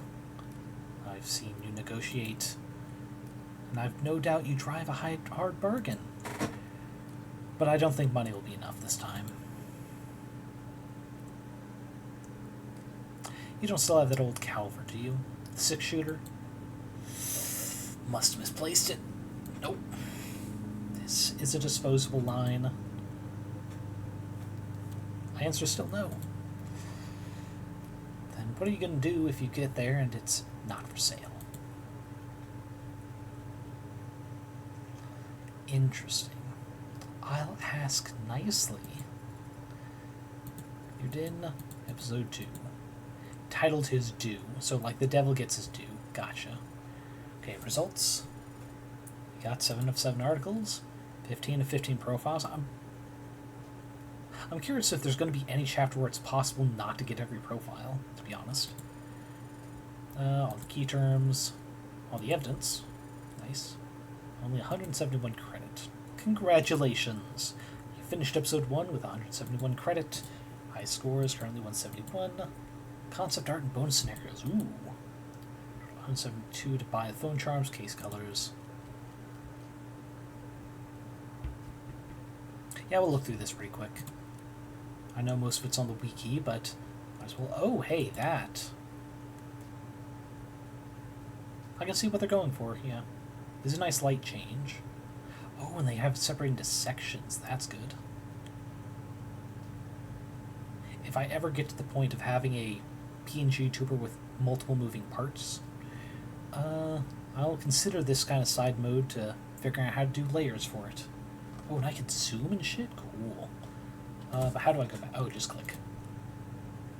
There's the business outfit. Yes, the gentleman detective who I kind of make speak like a smoker.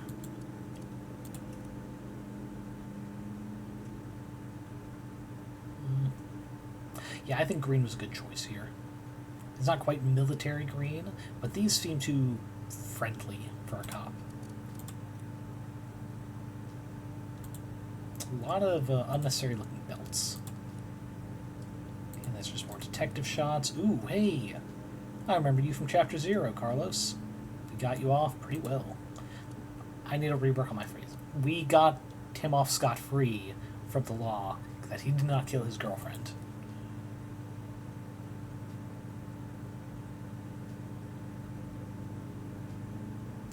You know what? I kind of like this outfit more, just the light top as a DA. It's cute, but I guess less professional. Oh, sweet. Concept art for the menus. Anything? Yes. Serra, our girl, other outfits. Oh, is that how that works? Okay. I get it now. I imagine there would have been sleeves in there. Yeah, very cyberpunk, very messing with her silhouette. Just concept art for all the background stuff. Oh, hey, the cute morgue lady. Yeah. Oh, hey, and ADHD right here.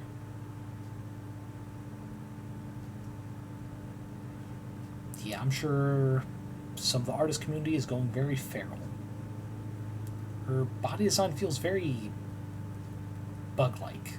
Like, who's in the one Pokemon game? Lucamine or something like that? Like her bug Pokemon. Oh, that's all cool. Bonus scenarios, what does this mean? Like, things that didn't... Oh, well, we will not be doing this on stream, because that looks like it'll take a while. But okay. I'm sure I can still get to that stuff from the menu, right? Yeah, bonuses. But there we go. Let's hop into... Oh, wait. I think we have to do a new case just to see the stuff we can buy. So we're just going to pop in. Let's see, okay. Here we are. Shopping! Yep. Morgan time. Let's see. We don't need to do the family case color because it's just this outline, but... Sato? Oh, that's pretty cute. Oh, I hate that I'd have to scroll down every time. Emma, Deep in Thought. But how do I not have this? I definitely played the demo. Damn. Reward for cutting episode 1 on High Roller. Fair enough. I am curious what the undercover looks like. It kind of looks like she's wearing a bow in her hair. Like it's going to give her a rabbity outline. But okay, here's Morgan's little charm. That's cute. Franz is nice. We got the 2 Fidgetubbies. Alright. Yeah, all cute, but I'm definitely going to stick with Let's Go, Serra. Go... Oh, wait, that's right. Go... Settings... Turn to title. There we go. But yep, that is today's stream. About 40 minutes over. Oof. Much more than I expected, but we got to the end. And that's what matters. Right now we need to start the session and go to Twitch, find someone to raid into. Meanwhile, over here we will go to the BRB screen as we find someone to raid into. Okay.